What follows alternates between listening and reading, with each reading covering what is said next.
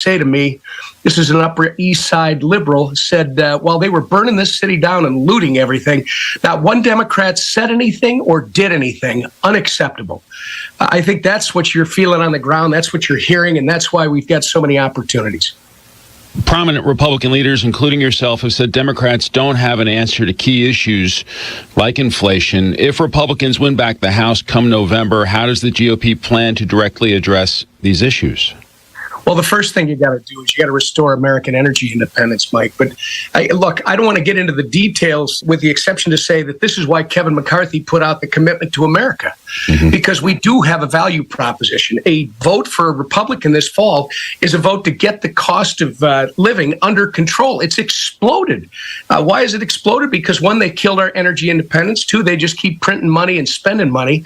And three, they don't have a plan for how they're going to get it under control. The second reason you're voting for Republicans is because you want to get this crime wave that they've created through cashless bail and defund the police nonsense. You want to get that under control across the country. People deserve to be safe in their homes, in their communities, Mike. And then third is getting the border under control. You've got 300 Americans a day dying from this fentanyl crisis that's coming. It's flooding across our southern border, and this administration acts like there's nothing wrong. So some very specific things that we can do immediately to draw attention, raise awareness, and try to get this administration to start getting on track. We've seen since COVID conversations around education and parents' rights being really hot topics and really animating voters in some places like, for example, Virginia. You've also been placing focus on the student mental health crisis in our country. Can you tell me a little bit about your work on that front? You know, Mike, I think we learn more every day about the damage that this shutdowns, putting these kids at home on a computer, not having the social interaction, and then when they did allow them back in school, forcing them to wear masks the entire time when they weren't the ones that were at risk. It's had a significant effect, not just on children, it's had an effect on the adult population. But if you look at our kids, especially when it comes to their mental health and their progress in education, both have been severely impacted. And I think we've got to keep our eye on that, make sure that we're addressing it as we go forward. Because, again, we know it's there. We've seen it already. But the full extent of it, I think we're going to be realizing in the weeks and months to come. And just going back, Mike, if you think about what the Democrats are running on, they don't have an answer for cost of living that they've caused, the explosion. They don't have an answer for the crime situation. They don't respond to the problem at the border. And when it comes to parents, they seem to have an attitude that parents should not be allowed to be involved in their children's education. Quite frankly, that is a hot topic because parents not only should be involved, they want to be involved. They want to understand what their kids are learning, and they want to make sure that their kids are progressing the way they should. And you're right. Virginia is a classic example. Not only the election of Glenn Youngkin involved this issue, but there's several House seats that are going to be in play because of it. I'm wondering, in your role as NRCC chairman, the guy who's in charge of getting the majority back for House Republicans, when you got what you feel like is a great opportunity to win, you feel strongly about a lot of these swing districts, are you like, I wish Election Day were just here already? I could have told you that any time over the last 4 months. But it's really, we had a little tightening back in August. Look, the real game engages after Labor Day. What we've seen in the last 4 to 6 weeks, Mike, is a significant shift back to Republicans as people start focusing. Again, the issues are the economy, the cost of living, it's getting crime under control, it's the border, it's education. These are the issues that Republican candidates are talking about all across this country. And Democrats don't have an answer for any of them, and they're not even talking about them. Because of that, I think you will see people stand up, cast their vote, be counted. You're going to see Republicans take over the House, and I believe you're going to see Republicans take over the Senate. If that happens, what does oversight look like with a Republican Congress or Republican Senate? What are some of the major issues, do you think, that various committees will dig into as they provide a check against the Biden administration? It's a great question. I mean, first, you got to have a policy track. We talked about that a little bit. I think Republicans should identify the 3 to 5 issues that we're going to prosecute the case over the next 24 months after the election and tell Americans you elected a Republican president and a Republican House and a Senate in 2024. These are the things we will do immediately to make this country a better place for everyone. But then you also have to have this significant oversight that hasn't been done now in the last 4 years. There's been no oversight. I think the first place you got to start looking very heavily is at Mayorkas in the southern border. Why hasn't he been doing his job? 300 Americans are dying a day from the fentanyl crisis, and he's doing nothing.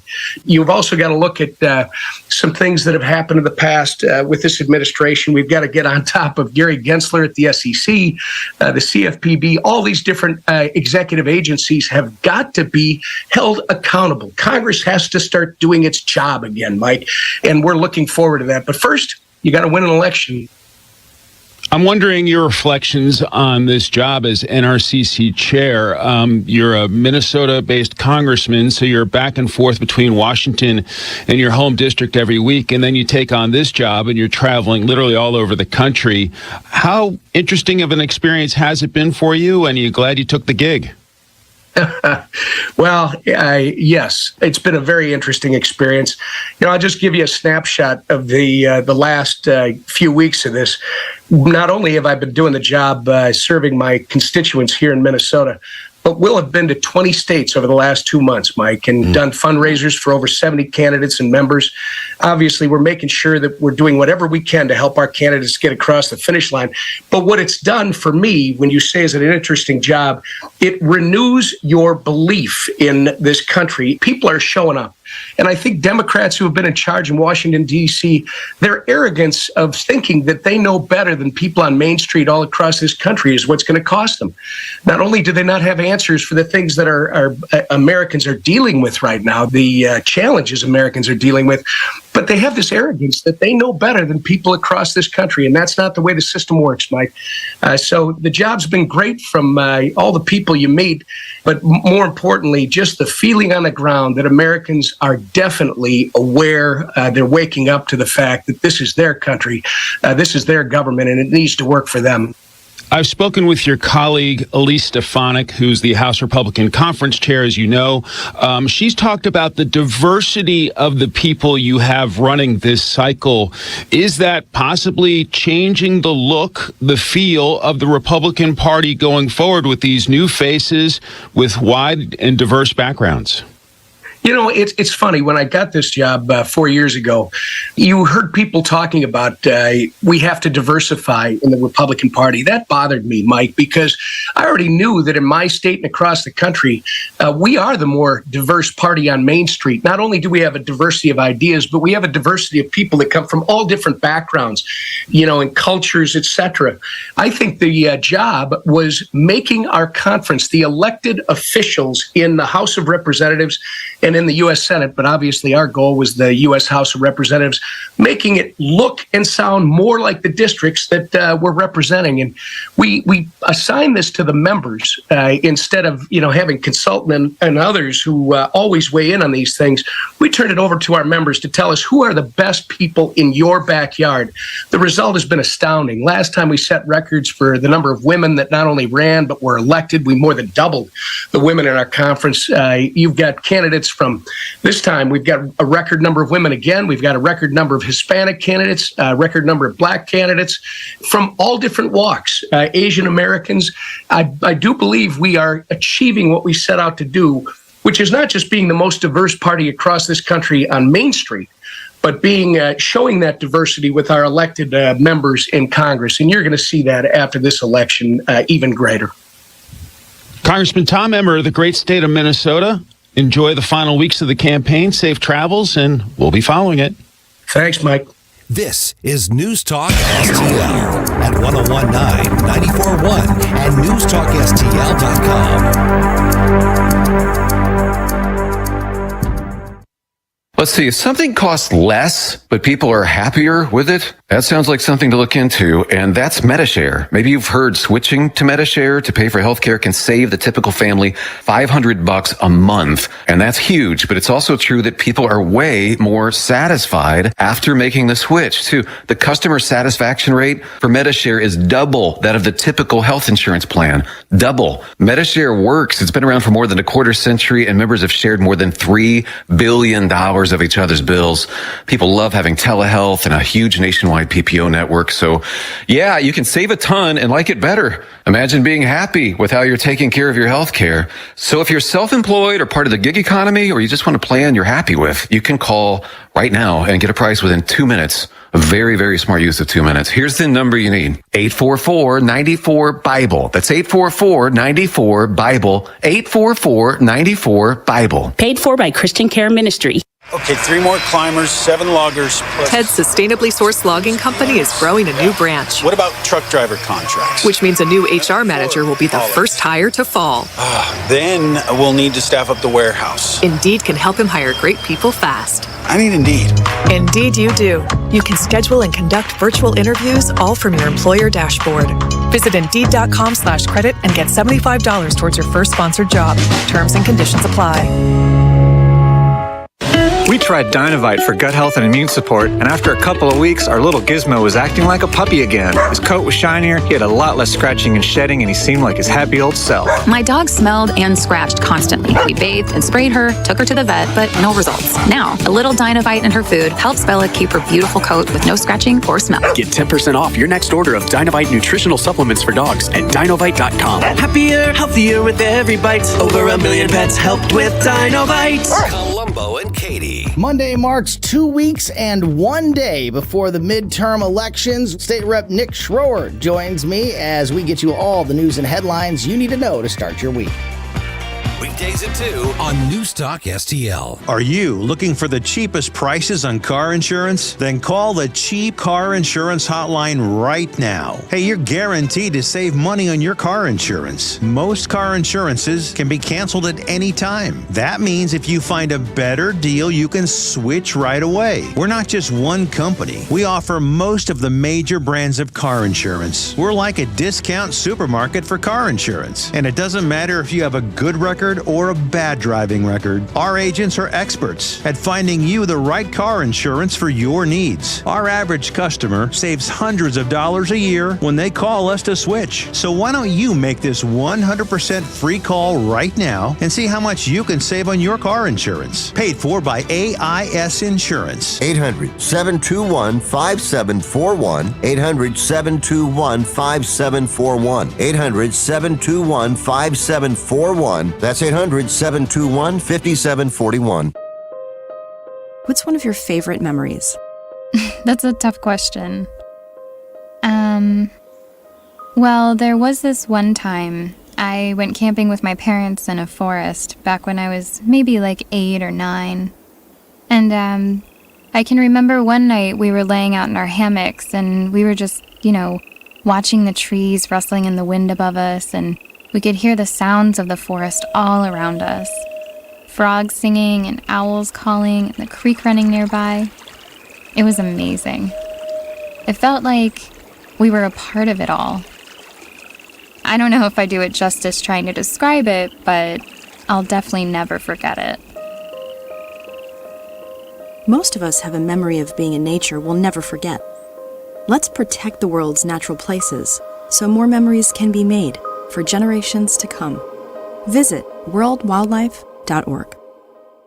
Talk radio made in St. Louis. Very excited for what you guys are doing for the St. Louis community. For St. Louis. Relevant local talk. Saying what we are thinking. This is News Talk STL. No, you guys are awesome. I love you. And it's a tremendous honor to be on the station. News, analysis, and opinion. Thanks for covering the local angle. Come on, people. This is America. We better open our eyes. Really local, really good. News Talk STL at 1019, 94.1 and NewstalkSTL.com. With our food is that not food. And effects of this inconceivable problem. No one in Washington seems interested at all. If men can't reproduce, then the world's over. In all new Tucker Carlson originals, The End of Men. Streaming now on Fox Nation.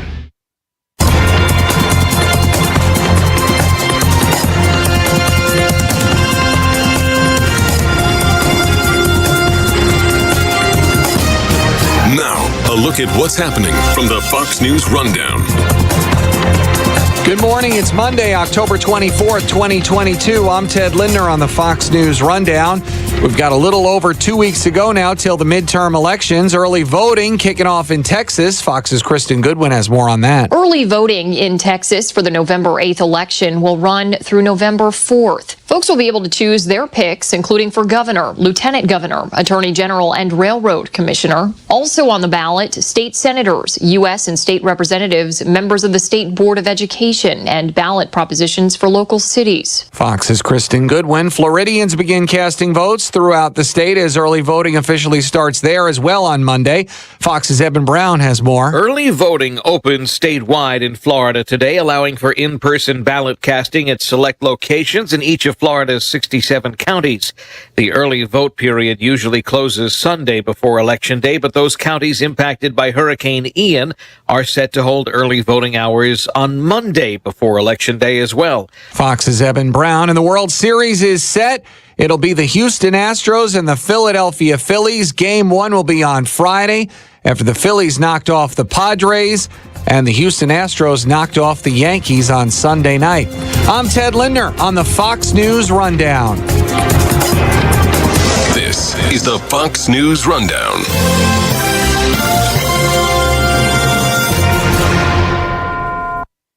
This is News Talk STL at 1019, 94.1 and NewstalkSTL.com.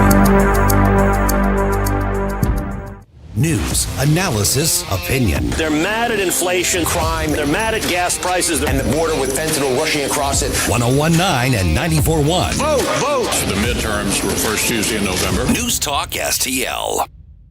If you're on Medicare, listen to this message. Open enrollment for all Medicare participants is now open until December 7th. Hi, this is Mike Butts with MB Health Insurance Agency. And regardless if you are new or renewing your health insurance, the process can be confusing and very time-consuming. MB Health is local here in St. Louis, and we will handle your enrollment quickly, properly, and effectively. Call Mike Butts and his expert team at 314-544-5400. Or visit mbhealth.com. Crime, corrupt public officials in City Hall, residents moving out of St. Louis City at a rapid pace, all due to the one-party rule that's damaging the city of St. Louis. Navy veteran Republican Robert Crump is running for State Representative District 82 to make a difference. Crump will use no-nonsense, just common sense, conservative solutions to solve our city's problems. On Election Day, make your vote count. Vote for Navy veteran Robert Crump for State Representative. Paid for by Citizens for Crump 2022, Mary Teresa McLean, Treasurer. I heard the call to serve, so I answered. I earned a title and discovered my purpose. I found belonging, an unbreakable bond with my fellow Marines. We fought to overcome adversity together in defense of our nation and its people. I've lived a full life, rich with meaning. And even though I no longer wear the uniform, I am still a Marine. My service has come full circle. I will always look after those around me. I will always uplift and support my country and my community. Because that is the promise I made. That is what it means to be a Marine. Semper Fidelis. Always faithful, always Marine. The news and talk that affects St. Louis. Raised interest rate by 0.75 percentage point. Nothing short of bad. Vladimir Putin threatened not to ease tensions, but to escalate them through the threat of nuclear weapons. This is 1019 and 94.1 News Talk STL. Bill O'Reilly here, and I'm warming up. Stand by for the O'Reilly Update Morning Edition. But first, I am excited about a new streaming platform called VidGo. VidGo gives you the freedom to be entertained at a price you can afford. VidGo has all of my favorite live sports networks. They have a great choice of news. All of that for $59 a month. You deserve the freedom to be entertained at a price you and your family can afford. Please go to vidgo, vidgo.com/Bill to check it out. On this Monday, it looks like the people who market turkeys for Thanksgiving are price gouging. The cost of the average bird is up about 70% over last year. Why? There are plenty of fowl running around the USA, so I sense foul play here. Price gouging in the age of runaway inflation. I can't prove it, but again, the turkey population is booming. The sad truth is that some businesses are exploiting the inflation situation. They know the folks can't keep score on many of the things they need. For Halloween, for example, some candy makers are charging more even while shrinking the packages of candy. Soon it will be 2 Musketeers. So American consumers are under siege from all sides. A befuddled president, callous companies taking advantage of inflation, and an apathetic press which rarely covers bread and butter issues. Like turkeys, there is plenty of sugar available in the USA. So why the candy gouge? Because they can. No one is watching them. The federal government doesn't watch anything other than people paying taxes. You don't do that, you're going to get it. Otherwise, it's a free fire zone. Back after this. Many timeshare owners are very upset because their yearly dues have nearly doubled. Well, Lone Star will guarantee the release of all liability to your timeshare in writing and in a specific time frame. With their A+ rating at the Better Business Bureau, clients know that Lone Star Transfer is a company you could trust. For a free consultation, please go to LoneStarTransfer.com or call 855-551-7066. That is the Morning O'Reilly Update. More analysis later on. From the NewstalkSTL Weather Center. Breezy and mild but dry this morning. Temperatures near 70 degrees downtown, into the 60s in the outlying areas, and a windy, warm day with south winds gusting in excess of 30 miles per hour possibly this afternoon. The high temperature 78 degrees. Maybe a lone shower or sprinkle as we get into the afternoon, but significant rain moving in tonight through tomorrow. Temperatures will be in the 60s. Some locally heavy rain is possible. We don't expect any severe thunderstorms, but we could see some lightning and some thunderstorms. And again, temperatures dropping into the 50s during the afternoon and overnight tomorrow. I'm KMOV First Alert meteorologist Kent Earhart.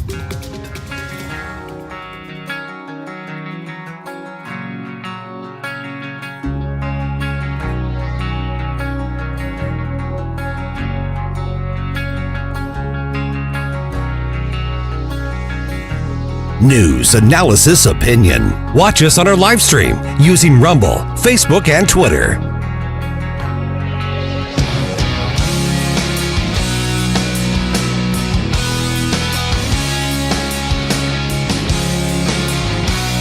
What's happening today? Here's your first dose of the news you need to know. This is Mike Ferguson in the morning on News Talk STL. I hope you had a great weekend. Happy Monday morning to you. I'm Mike Ferguson. A little bit later on today, just give you a preview of what's happening. And I know this is later. This is in the 8 o'clock hour. We've got a conversation with John Schwepp from the American Principles Project. Even if you've never heard of them, you still want to hear this. There is federal legislation now that, if enacted, and Democrats probably won't like this, but it would stop any federal tax money from being used on materials that sexualize children. We should all be able to agree on that, right? Well, no, we can't, but we're going to get his take on that right around 8:35. I know that's down the road in the morning, but make it a note, 8:35. You definitely want to hear that conversation. I'm Mike Ferguson. Good morning on Friday. We had a great conversation with Giancarlo Canaparo from the Heritage Foundation. I really liked an article that he wrote in the Washington Times last week, and that had to do with frankly, the administrative state. We elect people to make the rules, and we try to hold them accountable. And he pointed out that a lot of those people are just shirking their duties in order to avoid any sort of accountability when government oversteps its bounds. Here's what he had to say. With this being an election year, we're really and rightfully focused on all of the candidates and the incumbents, and we're talking about the Republicans, and we're talking about the Democrats, and we're talking about all of the people who get elected into office who make decisions that either get the government off of our back or occasionally have government do something that's beneficial to us, or people who make policies that end up hurting us, whether it's our wallet or our health or our job prospects or whatever the case is. But is there more to it? And I think that there is. I found a really good article, an op-ed in the Washington Times. You can find it at WashingtonTimes.com. And it is Unacceptable Bureaucrats and Experts Interfere with, obviously, with politics, and the title is much longer than that. And it was written by the Heritage Foundation's Giancarlo Canaparo, who joins us right now. And Giancarlo, first of all, appreciate you being on the program this morning. And this is something that occasionally gets mentioned, but it is such a bigger part of the problem when it comes to why we get bad government, is that, yes, we can elect good or bad people to office, but there is such a huge culture of elected officials pushing off decisions and nobody taking accountability for it. What is it that you mean when you frame this article? Yeah, well, thanks for having me on. What I talk about in this article is we really don't have the sort of representative government that the framers intended for us to have. We have really the most of the power in the United States government now is held by the administrative state, unelected bureaucrats. They are not accountable to anyone. They cannot be fired. You can't vote them out of office. And when they mess up, they don't face accountability for their mess ups the way that an elected representative does. So, for instance, you can always vote your congressman out of office if he votes for a bill you don't like. You can vote the president out of office if he abuses his power or does something else you don't like. But what can you do about Dr. Anthony Fauci when he messes up, or any other elected bureaucrat? The answer is nothing. And this violates the fundamental principle of American sovereignty. The people are sovereign. And what that means is not that you get to pick your rulers, but that you keep the power to kick them out. That's what sovereignty is. But with regard to the administrative state, where most governmental power now lies, you don't have that sovereignty. Good morning, Giancarlo. Gabe Pfeiffer here.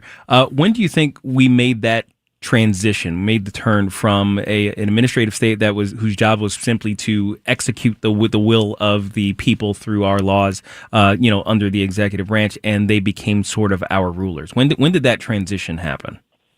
Yeah, well, it started with Woodrow Wilson in the teens, the 19-teens. He's the one who created this vision, and he said that things like separation of powers, checks and balances, government close to the people actually doesn't deliver good government. He said good government comes from experts who are going to be, he assumed, apolitical and altruistic. Of course, the pandemic proved better than anything that that's not the case. They are political. They are self-interested.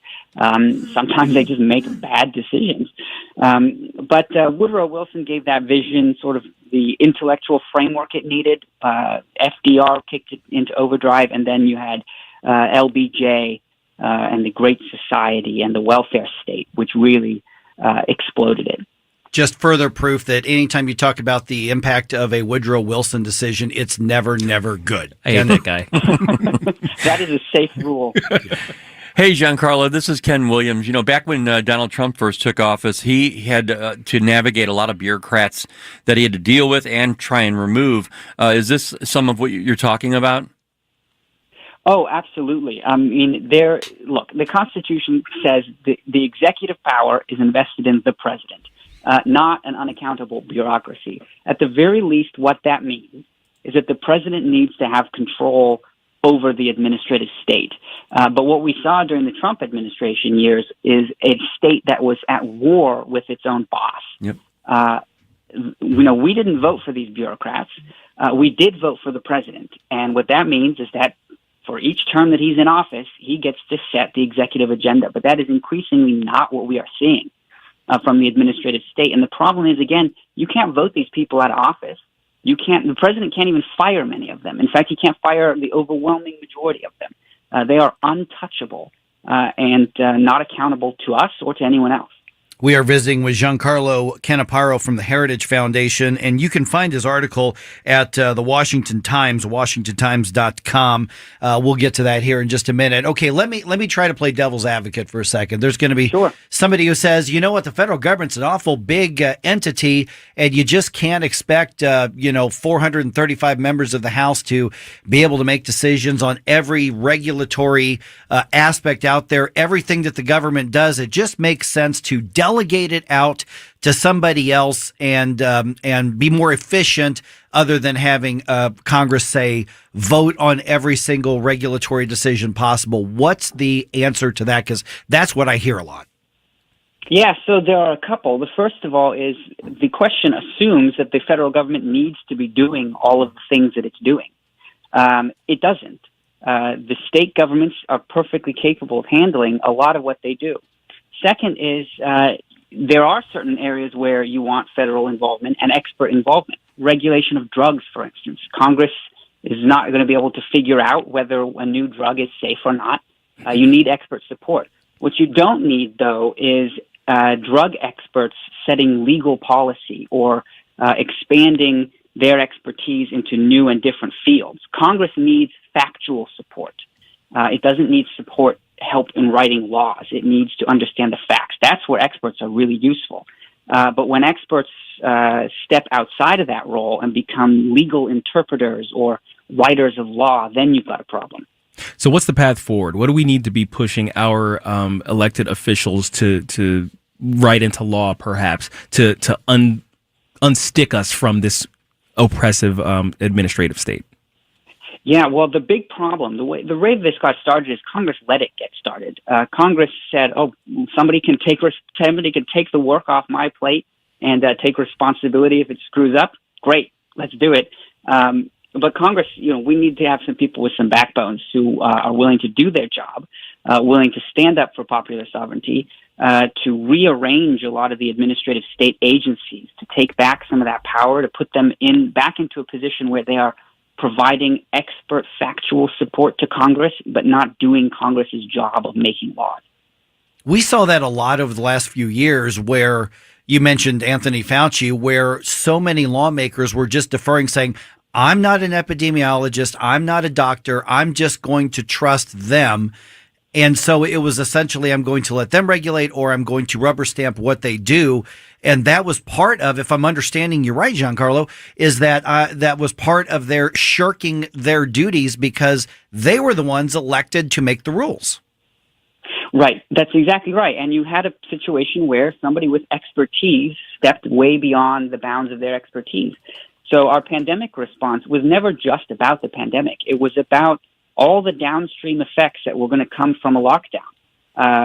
Things like mental health problems, the undermining of the economy, the destruction of small businesses, and keeping kids out of school. These are all decisions that are not just medical. You can't trust a doctor like Anthony Fauci doesn't have the expertise, actually, to be weighing all of these factors. These are exactly the sort of complicated decisions for which elected representatives need to be weighing all of these countervailing factors and making decisions and bearing responsibility for them. But that's what it really comes down to, is elected officials don't want to bear responsibility for the downsides of those decisions.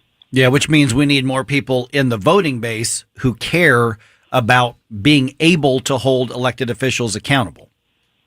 Right, and you need elected officials who are willing to face the responsibility. They need to be confident enough to take the bold steps. I mean, look at Florida, for instance. DeSantis and his Surgeon General said, look, there are other factors here besides just the medical interests. Besides, our experts in Washington don't actually have the greatest information about the medical interests. And we're going to go out and, we're not going to lock down as hard. We're going to open up early. We're going to get kids back in school. That was a political risk. It could have worked out really badly. It didn't. It worked out well, but it could have worked out badly. But they confidently took the risk, They did what they thought was right, and they bore the responsibility for it. That's the sort of leadership that you need. All right, the article you can find at WashingtonTimes.com. Unaccountable bureaucrats, experts interfere with popular sovereignty. Just in case somebody has reached their limit of free articles like me, is this article available anywhere else? I mean, we can find your work at heritage.org as well.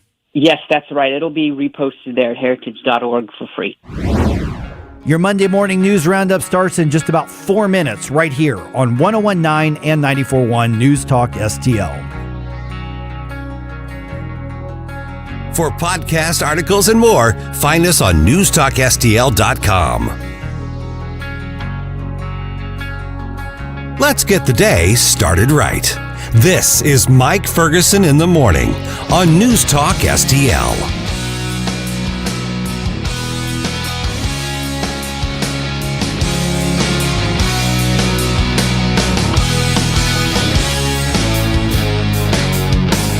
St. Louis and Stan Bongino, proud to be part of the News Talk STL lineup. Every weekday from 11 to 2, we'll get together to talk about what's going on. News, analysis, opinion, and always some fun. Make an appointment to be with us every weekday beginning at 11 on News Talk STL. Welcome home. Are you the type of person who loves their community and wants it to be the best it can be? Now it's easier than ever to do your part. Go to recyclemo.com to see just how easy it is to recycle the right way. Or if you already recycle and want to be as efficient as possible, recyclemo.com can tell you what should and should not be recycled in your area. Become part of the clean recycling movement today. It's the right thing to do. Sponsored by the Missouri Department of Natural Resources. In times of economic uncertainty and chaos, your money means nothing. You may not even be able to get it from your bank or ATM. And the money you do have in the stock market will go down and down. What you can bank on is gold and silver. Gold and silver have been a reliable and trusted form of currency for thousands of years. Gold and silver have never been worth zero, and typically gold holds its value during economic turmoil. Call the Gold Hotline now and learn how to protect your money and your assets with gold and silver. And learn how to set up a new IRA or roll over your current one into a gold-backed IRA. Protect your money from the next market crash with gold and silver. Call now for your free gold guide. 800-281-4224. 800-281-4224. 800-281-4224. That's 800-281-4224. Subscribe and watch your favorite News Talk STL shows. Mike Ferguson in the morning. The Vic Porcelli Show. Columbo and Katie. Jones and Arps. Webcam streaming on Facebook, Twitter, Rumble. Subscribe and watch News Talk STL.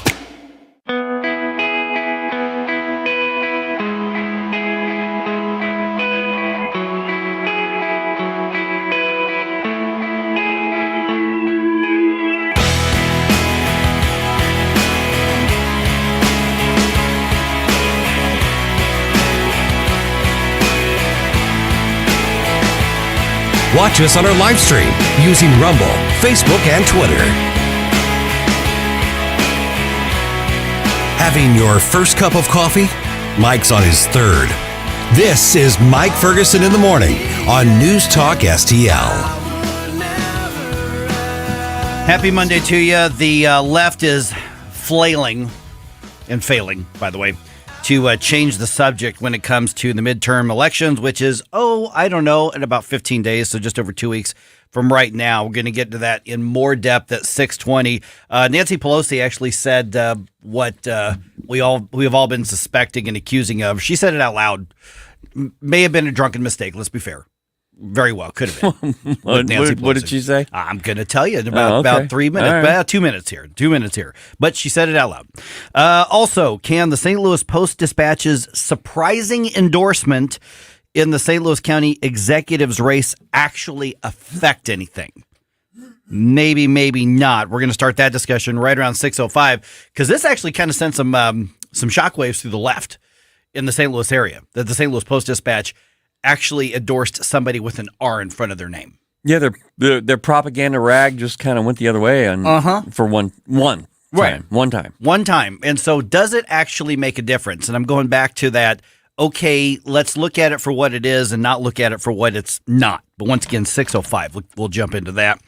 Also, CNN says that your pets are hurting the earth. Wait a minute, you're a pet owner. Oh, yeah. Bad pet owner. 3 times. Bad. So I'm 3 times hurting the earth. Bad pet owner. You're 3 times worse than I am to Mother Earth because we only have 1 pet. Bad pet owner. It's awful. Yeah, it is. All right.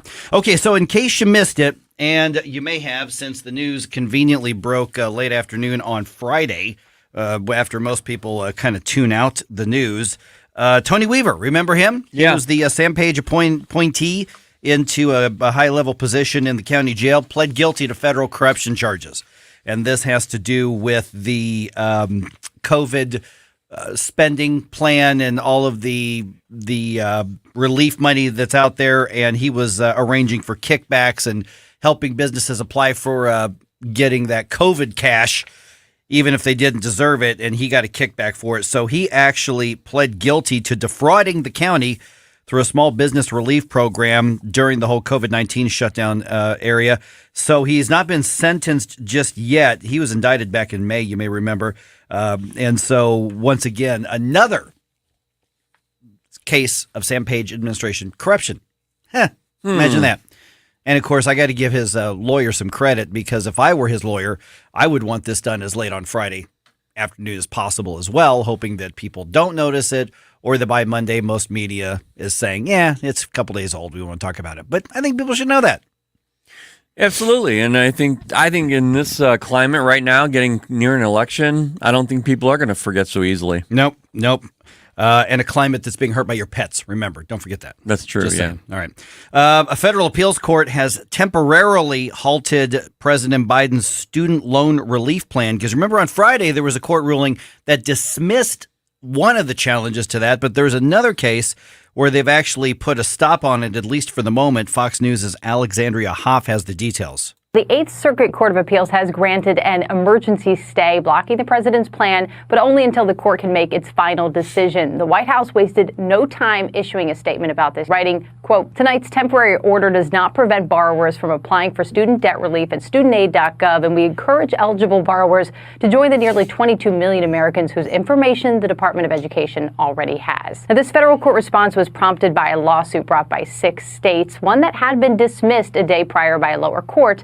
It ruled that the states had lacked standing there. Okay, so basically, here's what we know about whether or not this student loan forgiveness program is going to go through. I don't know.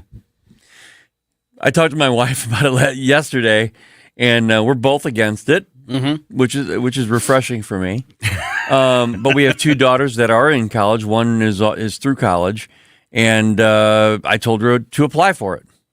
So yeah, absolutely. Yeah. You know. I mean, it's there. It's going to be spent one way or the other. It's terrible economic policy. Terrible. So at this point, I have absolutely no way to predict whether or not this program is going to go through. Either way, this is one of those where Democrats are going to have a very marketable policy for younger people. Look what we did. We forgave your student loans, or we tried to forgive your student loans, and those darn Republicans stopped us. So either way, they get a winning issue. Maybe not this year, but they get something they think they're going to be able to spend a couple years from now. And they can spend it all they want, but 30% of the people would benefit, or 30% of the people in this country have gone to college. The other people, they're going to be the ones paying for it. So you can spin it any way you want. But I personally think a majority of people are against this whole idea. Only about 1 in 4 Americans actually has a bachelor's degree. And then you go into masters and doctorates and all that, and the numbers just go down and down and down. So there is an immediate sense of injustice. Say, wait a minute, why did my kid who went through to a trade school and now makes really good money in the trades, which is frankly where we need more people going into, why are they paying for your degree in underwater fire prevention? Yeah. Or gender studies, or whatever the case is, or anything, even your business degree, even anything that's actually useful as well. So that is something that they're going to pitch, because you've got an incredible amount of mainstream media that's going to back them up every single chance that they get, because they want single payer college education just like they want single payer health care. And all this is going to do is make the universities charge more. Yep. That's all it's going to do. That's it. Exactly. All right. The country, about 2 weeks from Election Day, as we've stated, Speaker Nancy Pelosi was on CBS's Face the Nation. And notice what she is wanting people to talk about and what she's not wanting people to talk about, because just a little bit here in the 6 o'clock hour, she says the silent part out loud. And when I say silent, I mean the part they don't want to talk about. We've been talking about it for months. But here she is doing some scare tactics on Face the Nation yesterday. So Social Security and Medicare are on the line. A woman's right to choose is on the line. The planet is on the line. Okay, so I really wish the Republicans had the guts to address Social Security, but they don't. Social Security is not on the line. Medicare is not on the line. They bring it up every 4 years. Yeah, scare tactics. It's not even on the radar for the Republicans, and suddenly it's on top of issue for them. If the Republicans had more guts, they would address Medicare and Social Security as safety nets, and they would address all the problems that we have with those programs, but they don't have the guts to actually crack down on those programs and make them more efficient and say you're actually responsible for your own retirement. So yeah, it's just scare tactics is all that it is. Latest Fox News power rankings, for whatever surveys and polling is worth right now, predicts that Republicans are set to win 231 seats in the House, Democrats with 204. We'll see how that shakes out. I think the polling right now is basically useless, but we'll see how it goes. Quick note, if you are living in or you're going to be going to Festus, a large water main break on Saturday resulted in a boil order until further notice. Looks like an AT&T contractor hit the water main break on South Mill Street. That caused the break. They have repaired it, so the water is back up and running, although there's some issues with the pressure. But as of about an hour ago, last time I checked, according to the city's social media and web presence, the boil advisory is still in effect while they're getting the water pressure back up and running. Festus R6 school district has canceled classes for today as a result of the water problem. So what that means is if you are going to put the water in your body at all, you're going to drink it, you're going to cook with it, you're going to brush your teeth with it, boil it until it comes up to a full rolling boil for about 3 minutes before you actually use it for anything. My guess is that the boil order or boil advisory will probably end sometime today. But as of right now, from near as I can tell, it is still in effect. And the city's Facebook page, City of Festus Facebook page, seems to be keeping people up to date on those that situation pretty well. Well, the Cardinals had to lose the first round of the playoffs. At least they lost to the National League champions, the Phillies. Clinched their spot in the World Series last night. They will face the Houston Astros in the World Series. World Series starts on Friday. All right, just ahead here, let's start with this. Former Sam Page appointee pleads guilty in federal court, and big endorsement. Tim Jones and Chris Arps in the afternoon. Kenny Zhu, president of Color Us United. Race became a profitable industry. That's what happened. Racial victimhood. We all believe in civil rights, but then there are people who actually profit off of racial victimhood in this country. Diversity, equity, and inclusion right now, the new hot thing in companies is a 10 billion plus industry. Tim Jones and Chris Arps. Weekdays at 3:30 on News Talk STL. KLGY HD3 Clayton, K270BW Bellefontaine, KNBS Bowling Green. This is News Talk STL at 1019, 94.1, and always streaming at NewstalkSTL.com. News this hour from townhall.com. I'm Greg Clugston in Washington. A judge in Fulton County, Georgia, will begin hearing testimony today in a lawsuit that seeks to strike down the state's abortion ban. Doctors and advocacy groups argue that the banning of abortions as early as 6 weeks into a pregnancy violates the Georgia Constitution's right to privacy and liberty by, quote, forcing pregnancy and childbirth upon countless Georgians, end quote. The state attorney general's office says Georgia's privacy protections do not extend to abortion because it affects another human life. The state's law bans most abortions once a detectable human heartbeat is present. The law was passed by state lawmakers and signed by Republican Governor Brian Kemp in 2019, but it had been blocked from taking effect until the U.S. Supreme Court overturned Roe v. Wade. I'm Donna Warder. Former Treasury Secretary Rishi Sunak is the strong favorite to become Britain's next prime minister. This after former leader Boris Johnson dropped out of the Conservative Party leadership contest.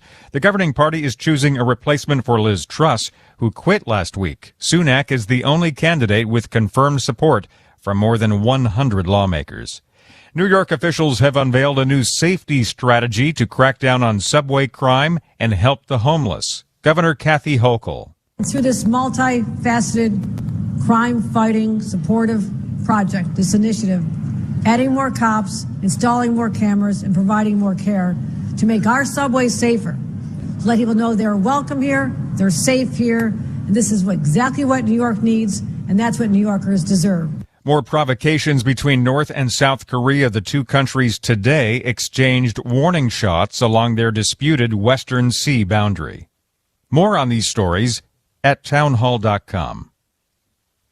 My brother-in-law died suddenly, and now my sister and her kids have to sell their home. That's why I told my husband we could not put off getting life insurance any longer. An agent offered us a 10-year, $500,000 policy for nearly $50 a month. Then we called SelectQuote. SelectQuote found us identical coverage for only $19 a month, a savings of $369 a year. Whether you need a $500,000 policy or a $5 million policy, SelectQuote could save you more than 50% on term life insurance. For your free quote, call SelectQuote at 1-800-940-6161. That's 1-800-940-6161. Or go to SelectQuote.com. That's 1-800-940-6161. SelectQuote. We shop. You save. Full details on example policies at SelectQuote.com/commercials. From the Michaels Flooring Outlet Traffic Center.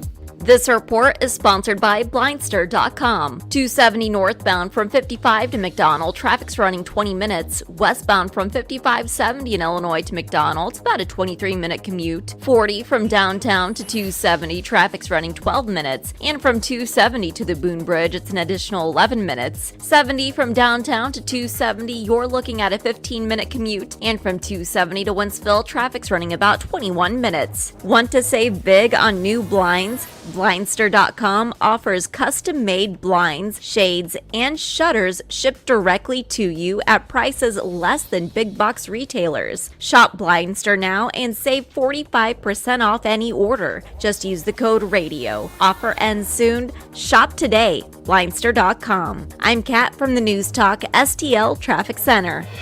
From the Newstalk STL Weather Center.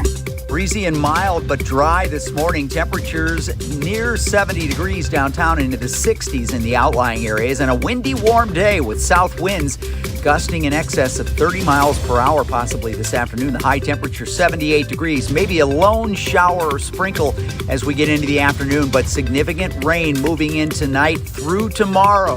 Temperatures will be in the 60s. Some locally heavy rain is possible. We don't expect any severe thunderstorms, but we could see some lightning and some thunderstorms. And again, temperatures dropping into the 50s during the afternoon and overnight tomorrow. I'm KMOV First Alert meteorologist Kent Earhart. This hour of Newstalk STL brought to you by All Solutions Pest Control, 636-486-7888, or visit them at allsolutionspestcontrol.com. If a pest-free home is your goal, call All Solutions Pest Control. Are you tired of hard chlorinated water drying your skin out, tasting bad, and ruining your fixtures? Jones Air and Water Treatment has a solution to this pollution. Our Hydratech H2O leaves you with great tasting, soft water at all fixtures in your home with one unit. Call Jones Air and Water at 636-899-1040 or visit us on the web at joneswater.com. You can be a filter or buy a filter. Jones Air and Water, 636-899-1040 or joneswater.com on the web. Call us now. Hey everybody, this is Paul Kurtman, host of the Paul Kurtman Show on Newstalk STL, but I'm also the president of PR Kurtman Investments. The market is down and inflation is up, so if you have questions about the investments in your portfolio, please let me help. Just send me an email by visiting freedomportfolios.com. There's no cost. The market might be uncertain, but that doesn't mean you should be too. Contact me today, Paul Kurtman, by visiting freedomportfolios.com. Decision 22 News. Inflation, gas prices. Decision 22 Analysis. The things the American people want to hear about. Decision 22 Opinion. Same old tired talking points. In St. Louis, Decision 2022 happens right here. News Talk STL. Mike Ferguson. Are you pretending to be crazy? Wow, you're really pumped about this. Gabe Pfeiffer.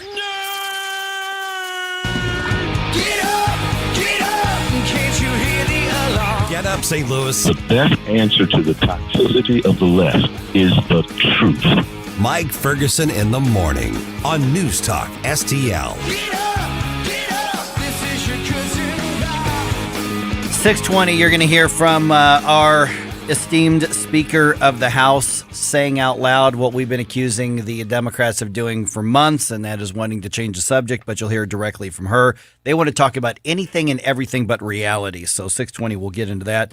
And at 6:35, we've got Rick Manning from Americans for Limited Government. Yes, the economy is on the ballot, but he says also crime is on the ballot as well. And at 6:50, you ever seen a ghost? You might be surprised at how many Americans say they've seen a ghost. Really? Since we're getting close to Halloween. I see them all the time. Yeah? Yeah. I see dead people. I see dead people. Sorry. And I'm going to do my nerdy. It's maybe not the same thing. Oh, okay. Yeah. But the survey numbers that were out there are really kind of interesting. So if you've got a story, I'll just tell you right now, I'm open to hearing it around 6:50. We're getting close to Halloween. Let's do it. Yeah. All right. It is 6:07 right now. That's Gabe over there. That's Ken in front of me. I'm Mike Ferguson. 314-912-1019. As I mentioned a couple of minutes ago, Gabe, if you missed the news that Tony Weaver pled guilty in federal court, well, you would not be alone because they managed to get that pushed off on the docket till Friday afternoon. Yes, and of course. The later in the afternoon, the more likely people are to miss it. But he pled guilty to 4 felony counts of wire fraud, pleading guilty to every single one of them. These are federal charges. This happened from his time when he was in the St. Louis County Jail. But what he did was he went and helped defraud the county of COVID-19 small business relief funds.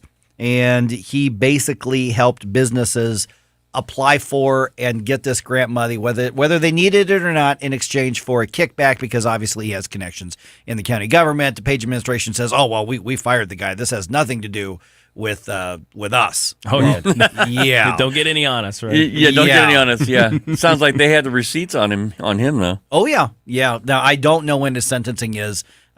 He faces several years in jail. Whether or not he actually gets any jail time remains to be seen. Big kind of a buzz through the local politics over the weekend. The St. Louis Post-Dispatch. This is wild to me. Yeah, the St. Louis Post disgrace. They actually endorsed somebody with an R in front of their name. This is so crazy. It's so crazy. I really would like to have been a fly on the wall in the room as they kind of would have. I was like, okay, guys, what are we doing? Yeah.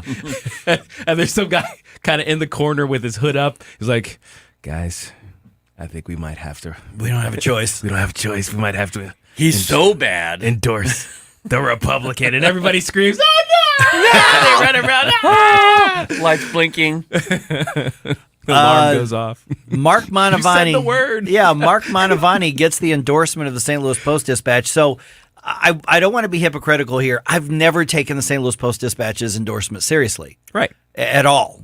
So does it affect any votes? Well, maybe for some Democrats, maybe. I don't know. On the outside of this, okay, the Post is distributed, and the people that read it are probably Democrat. Mm-hmm.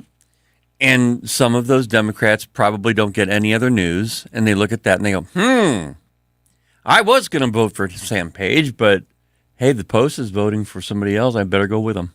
Or people who have voted for Mantovani in the past. Yeah, I think so. That's true, because Mantovani was a Democrat, right? Right. He's run as a Democrat. The name recognition is there on that side. So they could basically spin this as, well, we know he's actually a Democrat, guys, so we should vote for him. Right. You know what I mean? Here's that's a great point. Yeah, here's part of the editorial with the endorsement. I'm just going to read the St. Louis Post-Dispatch's words and then try to wash my mouth out after that. Although, obviously, I agree with the endorsement.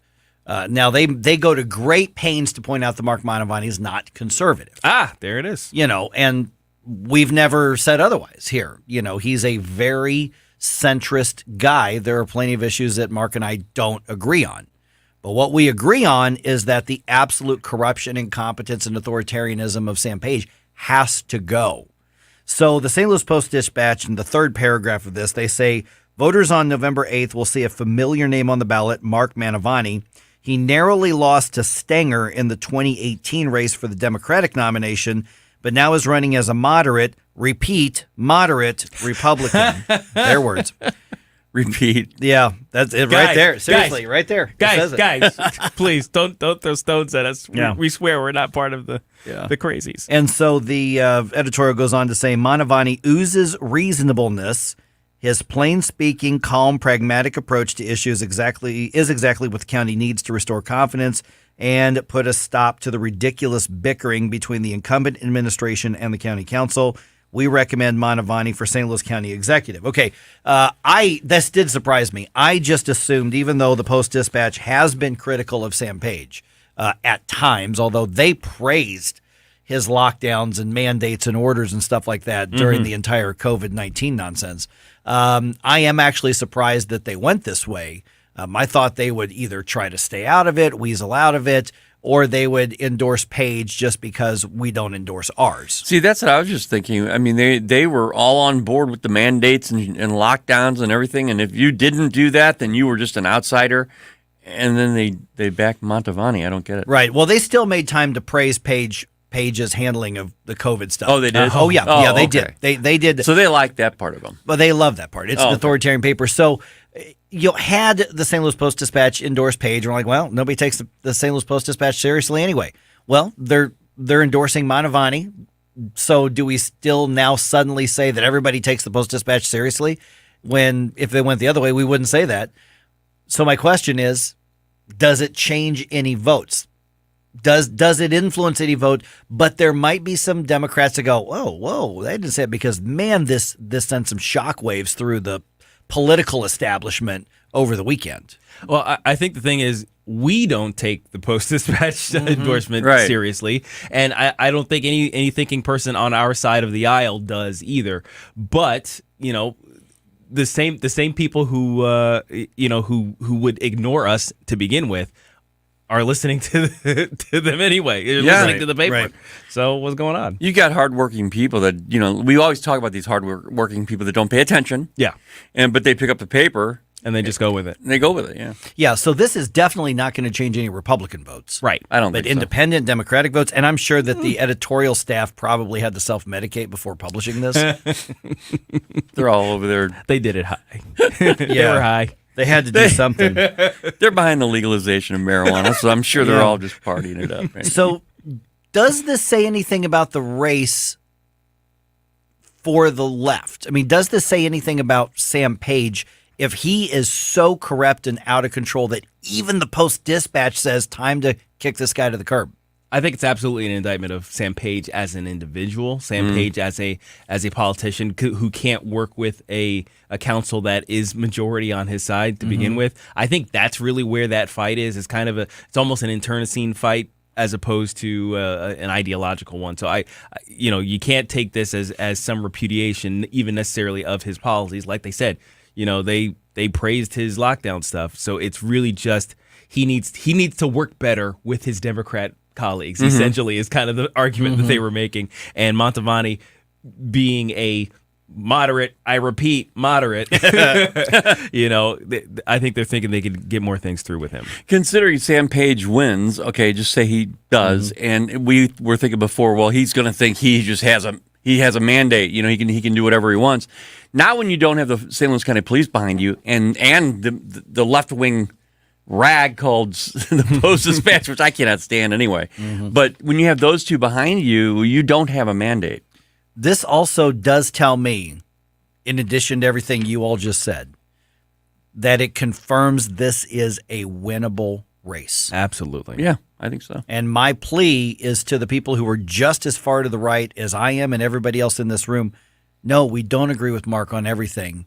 However, you've got an opportunity to beat Sam Page. And then if that happens, you better believe there is a massive mandate on Mark Mantovani to not do anything that Sam Page did. Right. This is a massive rejection of what Sam Page would do. So we need you to show up and vote, even though you would have rather seen, a hardcore conservative Republican who could not get elected in the county anyway. Just hold your nose, bro. Come on. Yeah, and vote. Mark's a nice guy. He's going to be back on the show before Election Day. Yeah. I don't agree with him on everything, but there's just no question what the right thing to do is in this race right here. None whatsoever. By the way, Shannon Robinson's going to be on the program at 7:35. She's obviously pretty fired up about this as well. Just ahead here, boy, the Democrats are doing everything they can to change the subject. We'll let you hear Nancy Pelosi admit that in about 4 minutes here on 101.9 and 94.1 News Talk STL. Can't you hear the alarm? Get up, this is your curtain call. Get up, what are you waiting for? Get up. Get up, St. Louis. It's Mike Ferguson in the morning. Made in St. Louis for St. Louis. It's News Talk STL. You want to give me more information?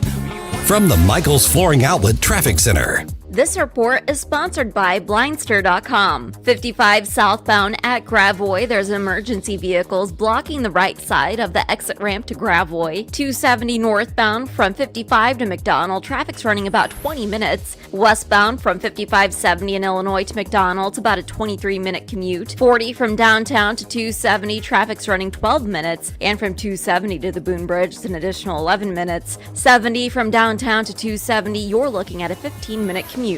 Blindster.com sells custom-made blinds, shades, and shutters that are easy to install at prices less than big box retailers. Blindster blinds are custom-made for your windows and are guaranteed to fit. Don't hire a pro, do it yourself and save big at Blindster.com. I'm Kat from the News Talk STL Traffic Center. I'm Dr. TJ, owner of the Institute of Natural Health, co-owner of Optimal Nutraceuticals, and the host of Wellness 101. Wellness 101 is designed to cut through the nonsense and provide you common sense, science-based information regarding health and wellness. On the show, we discuss topics like thyroid health, gut health, hormone optimization, and many others.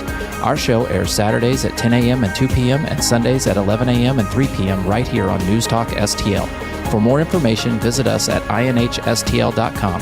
That's inhstl.com. Hey folks, here's great news for active aging seniors. The Kanega Watch, the only medical alert smartwatch with built-in fall detection. Yeah, the Kanega Watch is much different than the other guys. It's a stylish, discreet watch you can wear all the time. Get help through the watch in one of 3 ways. Your voice, pushing the watch's alert button, or have the fall detection connect you to a U.S.-based 24/7 monitoring center who'll speak to you through your watch and can send help to your GPS location nationwide. And get this, it can do that even if you're not responsive. This is true 24/7 peace of mind for you and those that love you. Order your Kanega Watch with a full refund 30-day trial period. Call now, 800-413-7152. 800-413-7152. 800-413-7152. That's 800-413-7152. I'm Susie Moore, and this is More to the Point. I'm not sure who will be more disappointed when the eventual day comes that Donald Trump is no longer the face of the Republican Party, those who adore him or those who hate him. It's hard not to notice the rather ample portion of the population who seem to be fueled by their disdain for the bad orange man.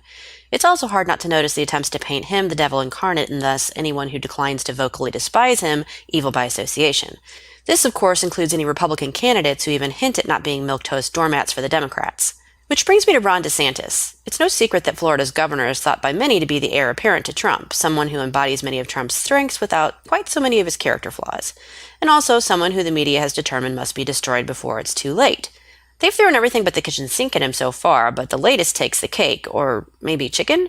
You see, according to the Financial Times, a friend claims that DeSantis in college would say Thai food rather than Thai food to see if dates would correct him. Whether this was indeed a test, a joke, or a simple mispronunciation, if that's the best they've got to squawk about, I'd say their political goose is cooked. Susie Moore is Deputy Managing Editor for RedState.com. For more to the point and everything Susie Moore, log on to RedState.com. Follow Susie on Twitter at SmoozyQ and keep listening to 1019 and 94.1 News Talk STL. Free speech is alive and well in America. Sometimes it's hard to know what's real and what isn't. Right here. The country is heading in the wrong direction under this president. We're suffering shortages. America's running out of everything. News Talk STL. News, analysis, opinion. This hour of Mike Ferguson in the Morning is brought to you by Stifel. Request a portfolio review from your Stifel financial advisor at stifel.com. That's STIFEL.com.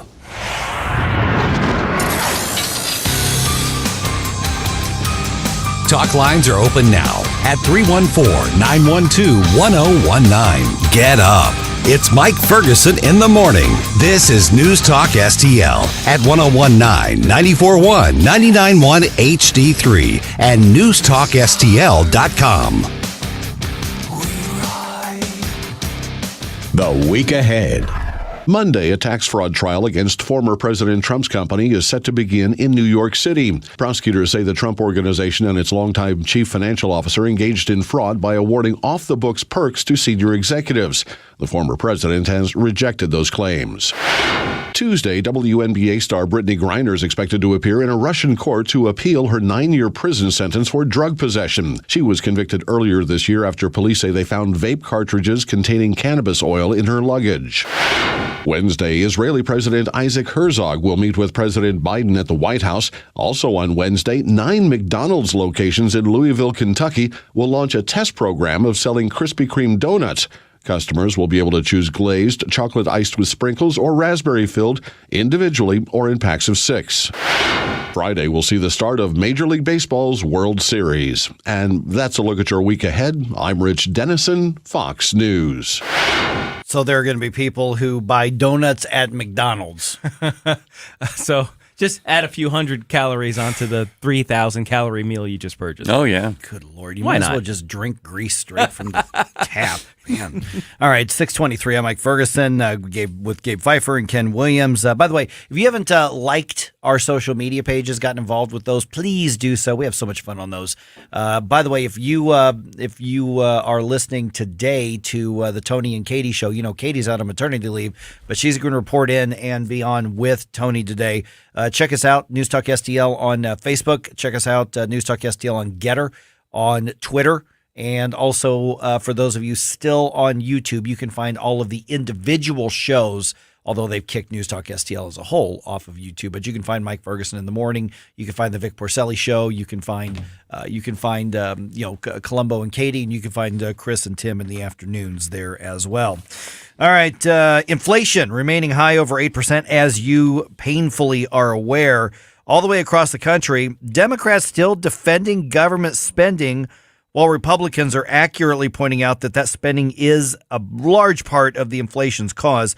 Fox News' Chad Pergram has the update. Big spending bills triggered buyer's remorse from some Democrats due to inflation, especially the partisan COVID bill last year. But for nearly 2 years, Democrats took a victory lap. First, they celebrated the $1.9 trillion COVID bill. Then Democrats touted passage of the climate tax and health package. But Republicans excoriated Democrats for the spending. Democrats have gone mum in battleground races plugging the touchstones of their legislative agenda, especially the Inflation Reduction Act. Moderate Democrats who face competitive re-election bids avoid campaigning on spending, but liberal Democrats embrace those bills. However, it's unclear that Democrats could even market their accomplishments. Okay, once again, that was Chad Pergram. All right, now notice what the talking points have shifted to. Here is Bernie Sanders, who was on CNN's State of the Union, being questioned by Jake Tapper. But to play devil's advocate here, if I'm a swing voter out there, a young voter, a working class voter, I hear your message, I think, but you guys control everything. Democrats control the House and the Senate and the White House, and inflation is really high, and I'm having a tough time making ends meet. Why should I vote for you again? Well, we have exactly half the votes in the Senate, and a tiny majority in the House. And I think it's important that when we talk about inflation, Republicans will say, well, this is Joe Biden's fault. Really? Our inflation rate is much too high. It is 8%. It is 10% in the UK, 10% throughout Europe, 7% in Canada. Inflation is a global problem caused, by the breaking of supply chains because of the pandemic, by the war in Ukraine, and as I said, significant part of inflation has to do with corporate greed. Corporate greed. Yeah, I'm pretty sure that that Bernie Sanders goes to sleep, goes corporate greed, corporate greed. Who's got the keys to my third house? I still have yet to anyone to explain to me how the corporations put away their greed during the Trump years. Yeah, like explain that to me. And the normal person benefited during the Trump years. So how'd that all happen? It doesn't even make sense. No. So you're going to hear Democrat after Democrat, media after media after media. They're going to start saying global problem. This is a global problem. You're acting like this is only the United States. It's global. It's not us. It's global. I'm telling you, listen to that for the next 2 weeks. Oh, yeah, absolutely. I totally agree with that, and I don't think people care. I really don't. I think people care about what happens in their household, and it's not good. And they do know that the Democrats right now control everything, and it's their deal. It's not the Republicans' deal. And that's why on CNN. No, what was she on? Face the Nation. Mm-hmm. On Face the Nation, Nancy Pelosi says, well, what Democrats should do, change the topic. Look over there. I'm not kidding. Here's what she actually said. And the fact is that when I hear people talk about inflation, as I heard him there, we have to change that subject. Inflation is a global phenomenon. Yes. The EU, the European Union, the UK, the British have higher inflation rate than we do here. The fight is not about inflation. It's about the cost of living. Yeah, inflation and cost of living are pretty closely related there. Kind of. Honest question. Do you think the average person is actually going to be able to parse that the way she wants them to? No, I think anybody listens to that and go, what have you been drinking, Nancy? This time, at least. Yeah, this time. But she's right. We have to change the subject. Put down the apple team. Change the topic. What would happen if Joe started fracking, opened up the pipeline, just LNG was everywhere? I mean, what would happen to the global economy even? But what would happen with the American economy if he just opened it all up suddenly? And stop printing money. And stop printing money. And stop printing money. What do you think would happen? Well, I think the inflation rate would go down. I start to anyway. So basically you're asking, what if he stopped doing everything he's doing? Right. If he would just stop being horrible. Just stop. Please. He's done so much damage, there would be a lag time, but it would start moving in the right direction. Mm-hmm. Is what would happen. 314-912-1019. All right, who we got? We got Dave. Dave. Hey, Dave, you're on News Talk STL. Gentlemen, good morning. How was your weekend? Good morning, Dave. Doing all right. Pretty good. Gabe nerded out. I went to the Ren Festival, man. It was awesome. Gabe, you can't help it. That's what you nerds do. That's how we roll. I had wine. I had wine down in Herman for Oktoberfest. That's still a nerdy thing, but fun. Alcohol nerd. Hey, just remember when it hits the wall, we all want a nerd in our back pocket. Gabe, you're my favorite nerd. don't tell my wife, please. Okay. Hey, you guys probably already figured it out, and we know the engineer in there did. Dr. Sam Page. I understand now why he doesn't work well with others, because he's an anesthesiologist and all of his patients are sleeping. He has no communication with them. None. Yeah, none. Nice. If you don't buy into what he wants in closed doors, then he's going to try to attack you. It's just insane. Oh, it's crazy. And with these Democrats, please just stop. I would respect them more if they came out and said, hey, we dropped a deuce in our pants. If we screwed up, I would respect them more as opposed to, the Putin war and this and that and the other. Well, when we had Uncle Donnie in there, we didn't have none of this stuff going on. And all I can say is, please come back. We miss you. There you go. Dave, I got to get to an information break. Appreciate you being on the air. One thing that Dave says that I absolutely agree with. Thanks, Dave. I would respect a lot more if they said, we tried it, it didn't work, we're going to do something different. I would respect that So would, I think, a lot of voters too, but they just have to double down and save face. Well, the reason why, no, they actually have to quadruple down now because they've been doubling down for so long that there's no way they could turn that thing around. It's gone exponential. Yeah.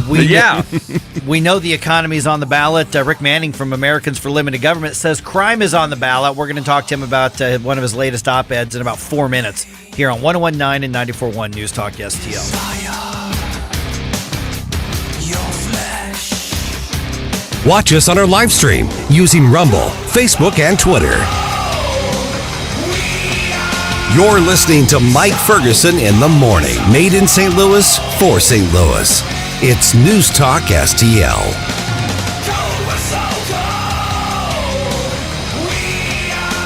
St. Louis's new choice for conservative talk. We need change in our country right now. Live and local. They clubbed us over the head for 2 years. Yep. You want corruption?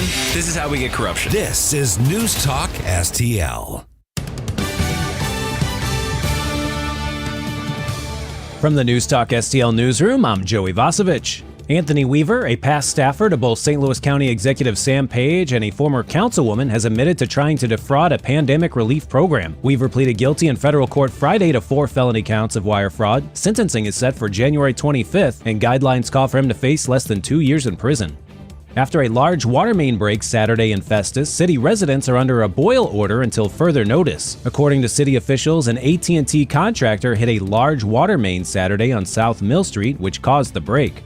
Maplewood restaurant Deer Creek Bar and Grill is back open after it had to close for nearly 3 months due to July's historic flooding. Floodwater went almost up to the front door handle and left almost everything inside completely ruined. The entire town of Wooldridge, Missouri was evacuated Saturday after a farm combine caught fire and a wildfire spread, heavily damaging 23 buildings. No one died and only one person was taken to the hospital with non-life-threatening injury. An 18-year-old man died early Saturday morning after his truck crashed into a utility pole. Shortly before 5 a.m., the man's Ford F-150 traveled off the roadway after Eagles View Drive in Jefferson County, struck the utility pole, and caught fire. And in sports, the Blues are headed to Winnipeg to face the Jets on Wednesday night. Puck drop is at 7 p.m. For in-depth coverage of these stories and more, go to NewstalkSTL.com. From the Michaels Flooring Outlet Traffic Center. This report is sponsored by Blindster.com. 55 northbound to Gravois, all lanes are back open from an earlier police vehicle, partially blocking the right side. And taking a look at this morning's traffic times, 270 westbound from 5570 in Illinois to McDonald, traffic's running 23 minutes. Northbound from 55 to McDonald, it's a 20-minute commute. 40 from downtown to 270, traffic's running 13 minutes. And from 270 to the Boone Bridge, it's an additional 11 minutes. Blindster.com sells custom-made blinds, shades, and shutters that are easy to install at prices less than big box retailers. Blindster blinds are custom-made for your windows and are guaranteed to fit. Hire a pro, do it yourself, and save big at Blindster.com. I'm Kat from the News Talk STL Traffic Center. From the News Talk STL Weather Center. Breezy and mild but dry this morning. Temperatures near 70 degrees downtown, into the 60s in the outlying areas, and a windy, warm day with south winds gusting in excess of 30 miles per hour possibly this afternoon. The high temperature 78 degrees. Maybe a lone shower or sprinkle as we get into the afternoon, but significant rain moving in tonight through tomorrow. Temperatures will be in the 60s. Some locally heavy rain is possible. We don't expect any severe thunderstorms, but we could see some lightning and some thunderstorms. And again, temperatures dropping into the 50s during the afternoon and overnight tomorrow. I'm KMOV First Alert meteorologist Kent Earhart. Colombo here for Agers Heating and Air Conditioning. We trust Agers with our home because their number one priority is doing right by the customer. Temperatures are changing outside, and as we transition from warmer temps to cooler ones, if you have any issues keeping your family comfortable, don't wait. Call the great team at Agers so they can address the issue before it gets worse. Because whether it's repairs or replacement, Agers is there with the clarity and attention to detail your home deserves. Contact Agers now at 636-242-6515 or through their website, callagers.com. From home improvement to replacement, do-it-yourself electrical projects can be Shocking. That's where Grasser Electric can help. They've been lighting up St. Louis for years. From ceiling fans and dimmer switches to repair or replacing your electric. No job is too big or too small for your home or business. Grasser Electric will even install emergency backup generators. So call Grasser Electric today before the sparks start to fly. 636-441-5200 or go to grasserelectric.com. For $1 a day, if any covered appliance breaks in your home, we guarantee to fix or replace it. All makes and models, washers, dryers, refrigerators, air conditioners, and more. Guaranteed to be fixed or replaced for $1 a day. Call the Home Service Club now for free information. 800-399-3701. 800-399-3701. 800-399-3701. That's 800-399-3701. Tim Jones and Chris Arps in the afternoon. Monday, Chris, Stell, and I are back. We'll speak with Jim Talent at 4:25. Susie Moore of Red State at 5:25. Tim Jones and Chris Arps. Weekdays at 3:30 on News Talk STL.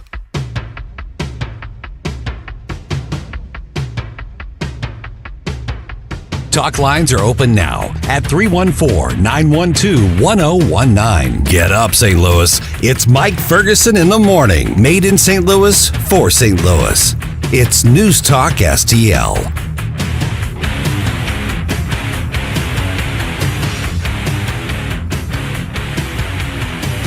All right, 6:50. I know we're not just getting close to the elections. Before that, we've got Halloween. You may be surprised at how many Americans say, yep, I've seen a ghost. And they break down some other numbers. So there's my question. I'm just going to ask everybody. 314-912-1019. Have you seen anything like that? Or do you think you've seen it? I know what I've seen. And you know that I don't believe in leftover people being ghosts. You know. Right. But I've seen something. You have a very specific, I don't want to say theology, but I think theology has something to do with all right. it. You have a theology of what people are seeing when they think they see ghosts. Exactly. And we can discuss that. Yeah, the number of people who say that they have seen something is higher than I thought it would be. Let's put it that way. Yeah, it's absolutely. Higher than I thought it would be. But 705, this is going to be interesting. Eric Schmidt is one of two attorneys general who has now gotten the court to okay deposing Anthony Fauci and Jen Psaki and Rachel Walensky, maybe some others, not just over their claims during COVID and their suggestions for lockdowns, but about the way that they pressured social media to allow some things to be said and not allow other things to be said.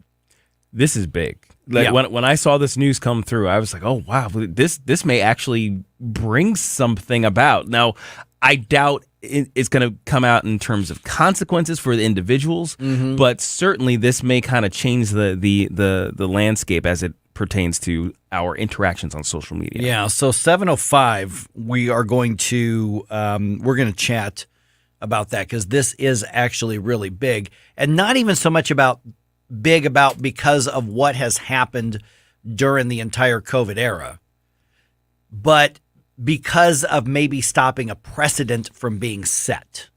Because you've got a real dicey area here.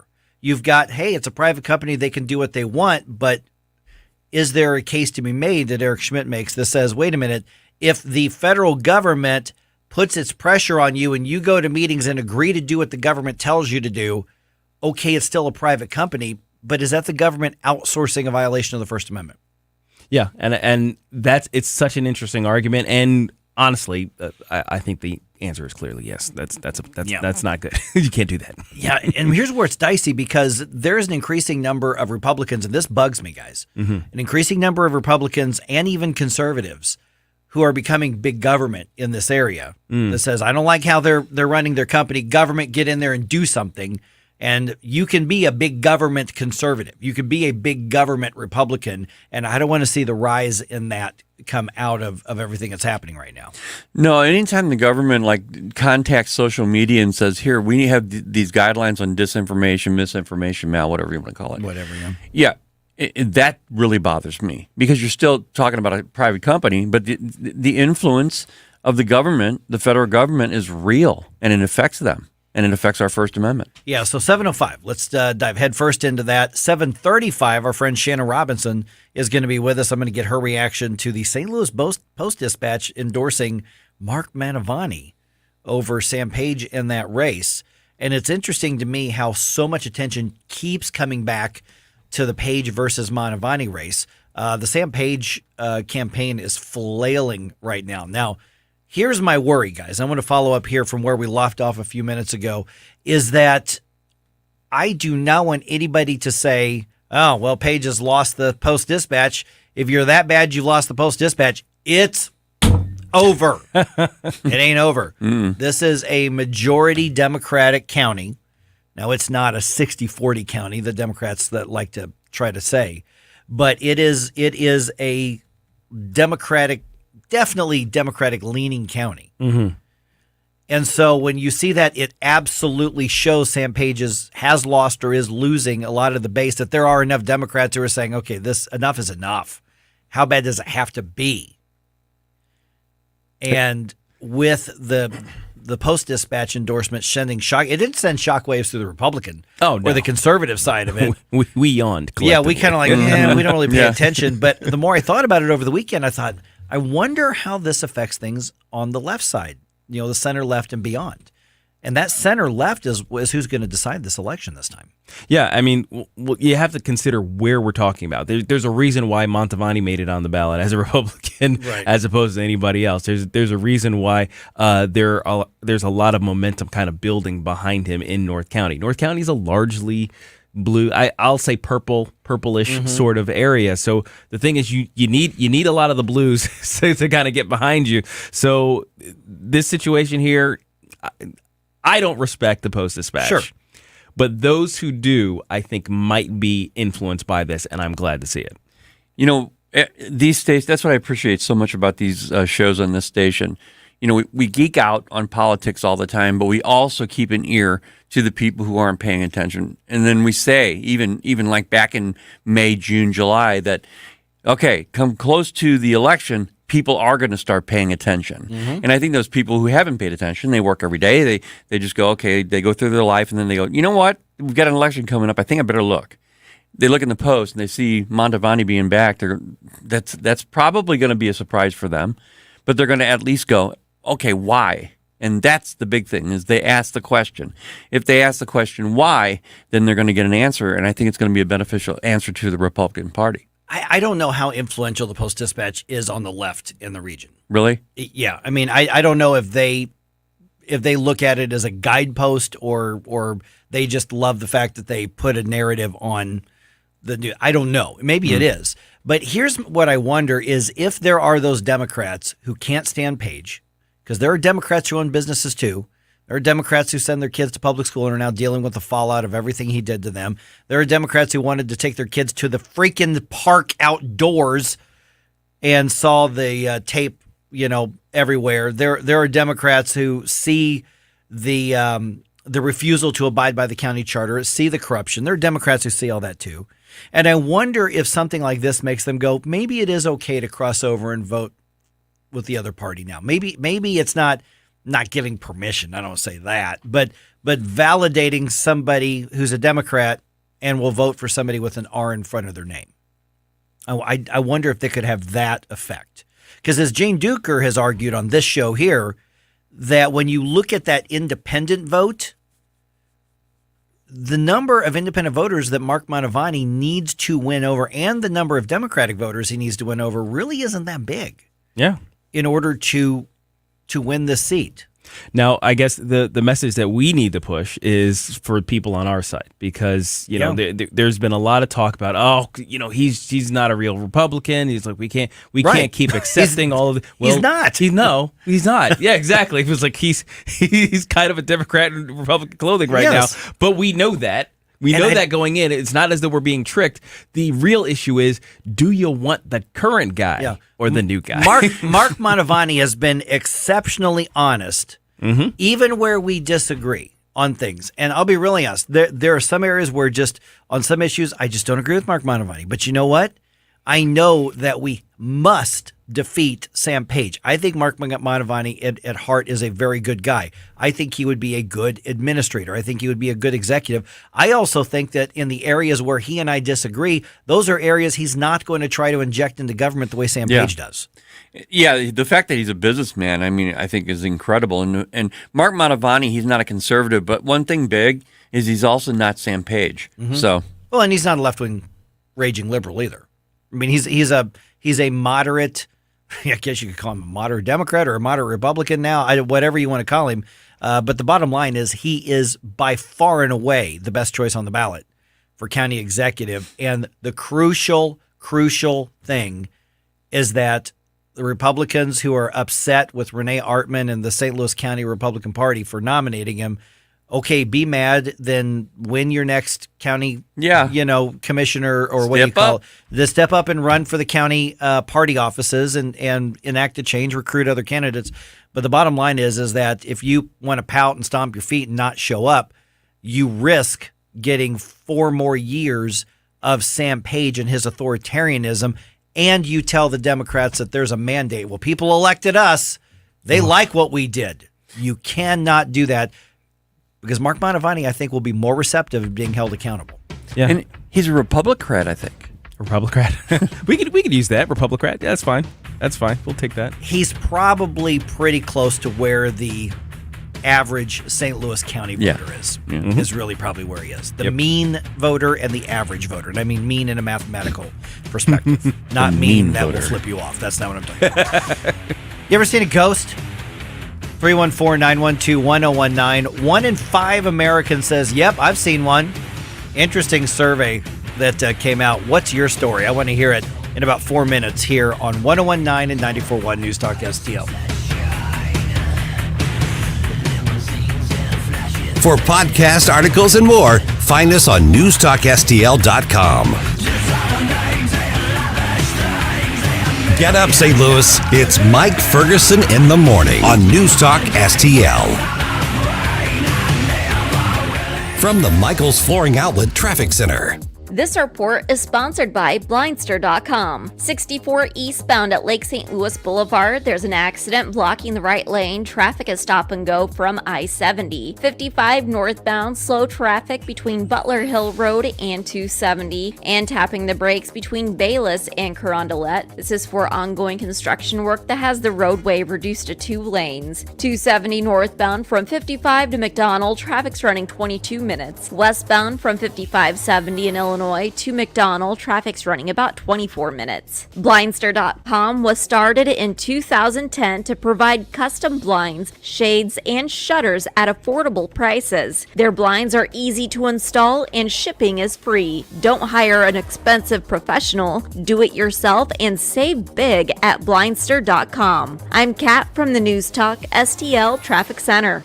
Speaker Tim Jones here. Have you heard about the brand new best St. Louis sports bar and grill experience in the region? Johnny's Hideout in High Ridge, Missouri. 10 minutes from 270 and Gravois. 30 TVs, a huge game room, a great outdoor patio, the Sunset Patio, complete with the Sunset Stage and the train station bar. Open 6 days a week, serving lunch and dinner, featuring famous Johnny Dow's chicken wings and the best barbecue in town. When you're there, check out the VIP Speaker of the House table on your next visit. On the web, jhideout.com. That's Johnny's Hideout in High Ridge.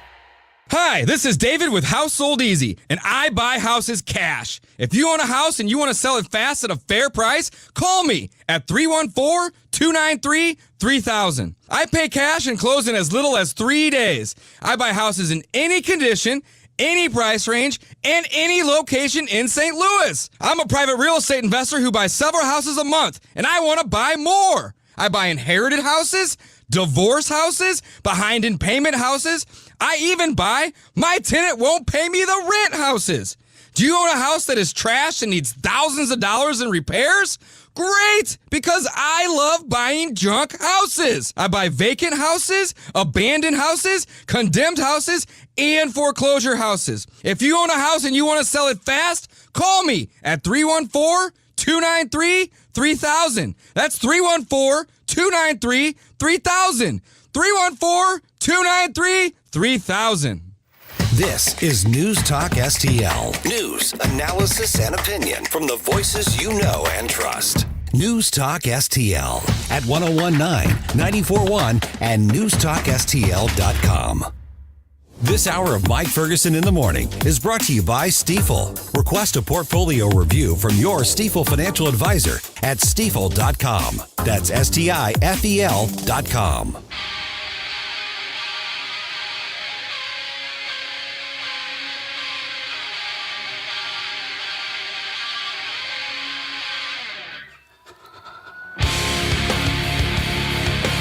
Talk lines are open now at 314-912-1019. Get up. It's Mike Ferguson in the Morning, made in St. Louis for St. Louis. It's News Talk STL.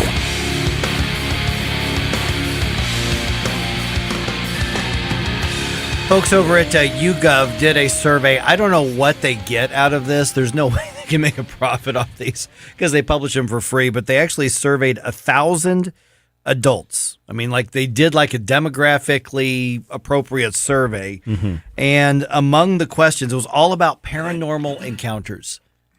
And let me tell you something. It's funny. So interesting. It's I don't know why I love this stuff so much. I don't know.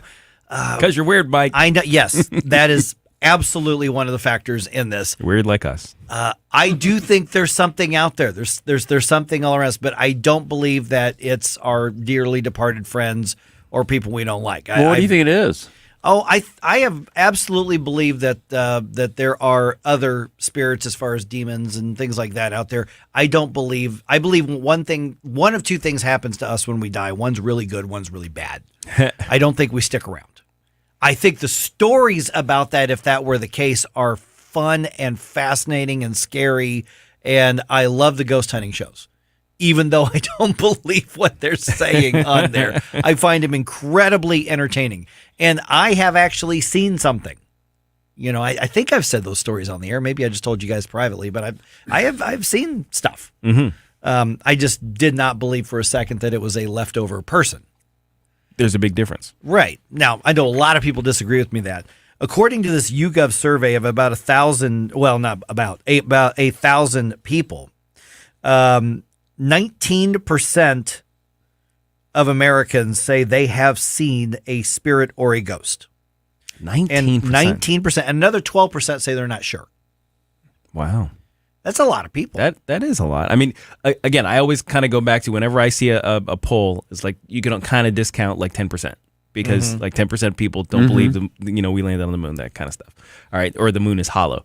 Okay, so that's a lot more people than I thought would admit to having seen. Like they declare that what they saw was a ghost, right? Or other spirit, or a spirit. Now, 29% say they have heard the voice of someone who wasn't there. Interesting. I do that all the time when I talk on the phone. You're not there. How'd I hear your voice? But that's just me being silly. That's it. That's weird. That's weird. Wow. I've heard things alone in the house, down in the workroom. Mm-hmm. You know, there were two people that have died in our house, and we had it cleansed. You know, okay. But you know, you hear things, and I just kind of go, oh, okay. I'm in your workroom. I'm sorry, I didn't do it right. I joke about it. When you say you had to cleanse that, what's that mean? We just had someone come through and bless the house. And okay, like a priest or something? Yeah. Oh, okay. Yeah, I didn't know what that meant. Now, when I was working at, I don't know if I should say where I was working because they're our friends. Yeah, don't say it. Don't say it. In their office building, there are a lot of ghost stories, and I was working there for 2.5 years. And I was the guy who always came in earlier than everybody else. I was the guy who always left later than everybody else. And my office, I had two doors to my office. One went down to just a hallway, and then another one was where my staff worked that reported to me. And I'm working late one night, and this is just one of 4 stories that I had. Mm-hmm. And, it's one of those things where you see something out of the corner of your eye, and I look up in that hallway, and the lights are on. And there's a clearly body-shaped floating black cloud thing. But you can see where there's a round thing for a head and limbs. It's floating there.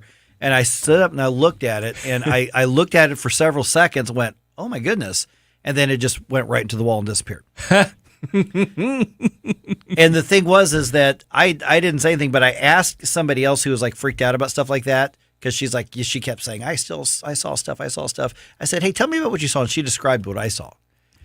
But the thing was, I'm like, okay, well, I'll go back to work now, but it's not going to hang out here. I got stuff to do. If you're not going to stick around and talk, well, then whatever. Well, how would you start a conversation with a ghost anyway, or a spirit anyway? I don't know.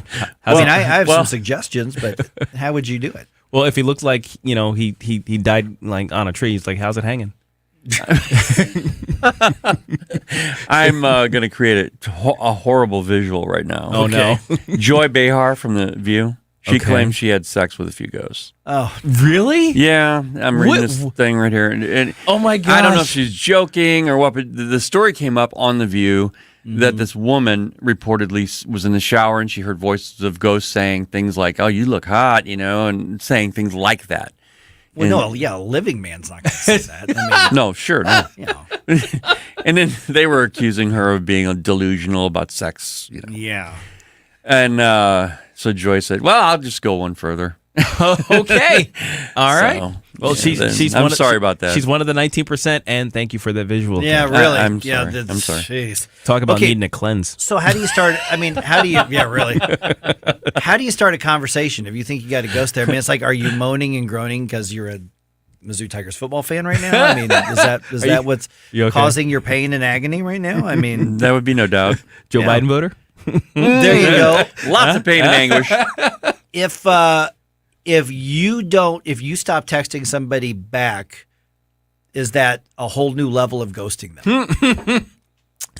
If you're already a ghost, yeah, and you stop texting somebody back, you're double ghosting them. You are. I like it. Will a ghost still respond to a Ouija board if they're dyslexic? I can't spell. That's a good question. They would respond, but it would be backwards. Yeah. It's like a spell it out. Yes, if you're here, say. On. I don't know. Why are you knocking stuff over? I wanted Bart, not a brat. Oh my gosh. No.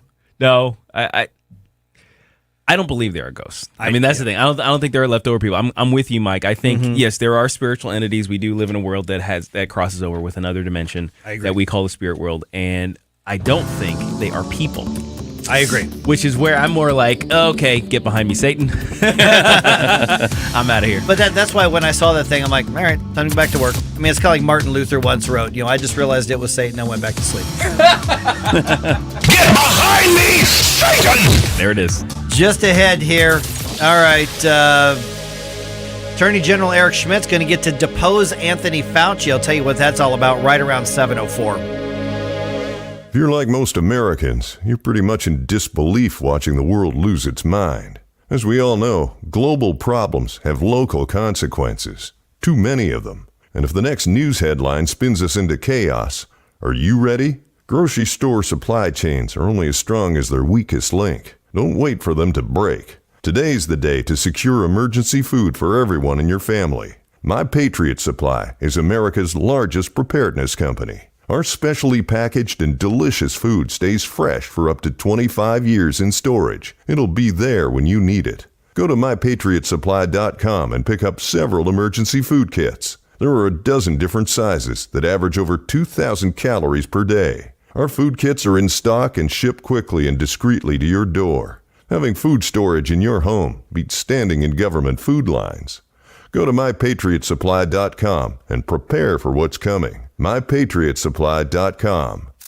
The Vic Porcelli Show. The next Missouri Senator, Nick Schroer. It is good that Nancy Pelosi's not in America right now. It's less destruction that she can partake in. I can't get over her eyebrows. I mean, if you watch her eyebrows and watch inflation, it shows you the trends in inflation rising. Huh? And during Trump, her eyebrows were normal. It's an economic indicator. Her eyebrows. Really is. I don't know if it's the Botox or the vodka. Vic Porcelli, weekday mornings at 9 on News Talk STL. KLGY HD3 Clayton, K270BW Bellefonte, KNBS Bowling Green. This is News Talk STL at 1019, 94.1, and always streaming at newstalkstl.com.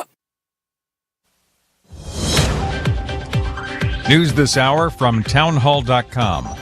I'm Greg Clugston in Washington. A legal challenge to Georgia's abortion ban goes to trial in Atlanta today. The law bans most abortions once a detectable human heartbeat is present, which can be as early as 6 weeks into a pregnancy.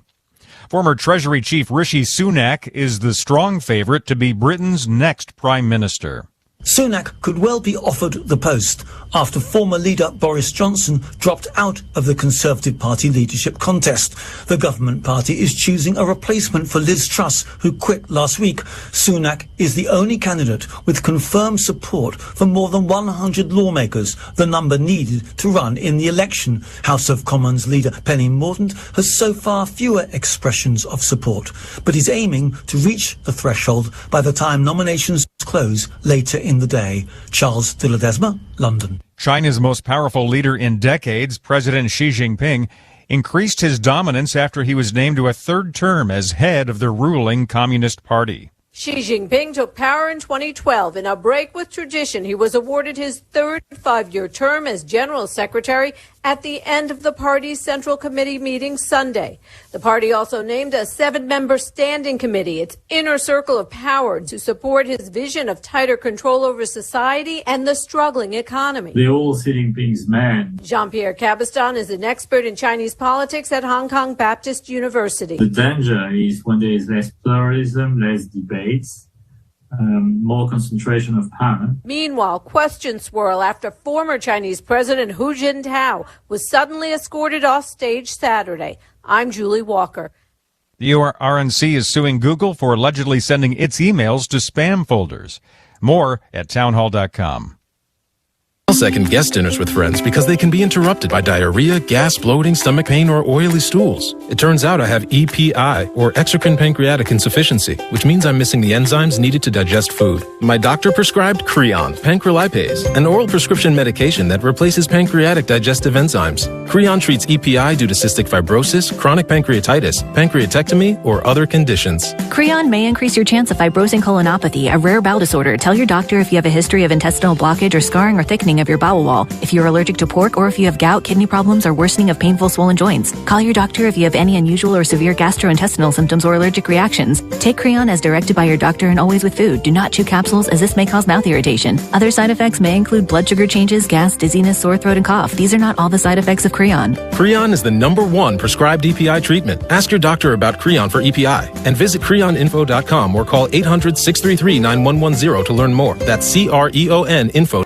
From the Michaels Flooring Outlet Traffic Center. This report is sponsored by Blindster.com. 64 eastbound at Lake St. Louis Boulevard, there's an accident blocking the right lane. Traffic is stop and go from I-70. 55 northbound, slow traffic between Butler Hill Road and 270, and tapping the brakes between Bayless and Carondelet. This is for ongoing construction work that has the roadway reduced to 2 lanes. 270 northbound from 55 to McDonald, traffic's running 22 minutes.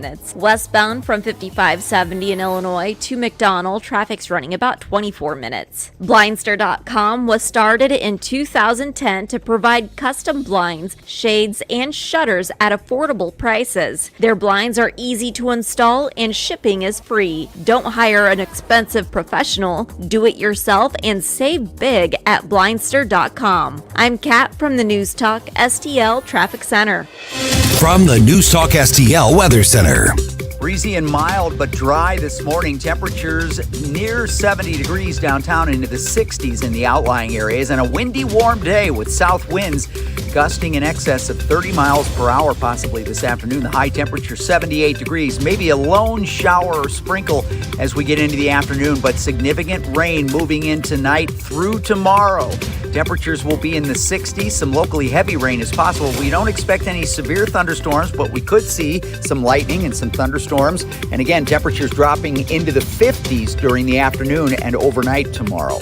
I'm KMOV First Alert meteorologist Kent Earhart. This hour of News Talk STL is brought to you by Stifel, serving investors for over 130 years.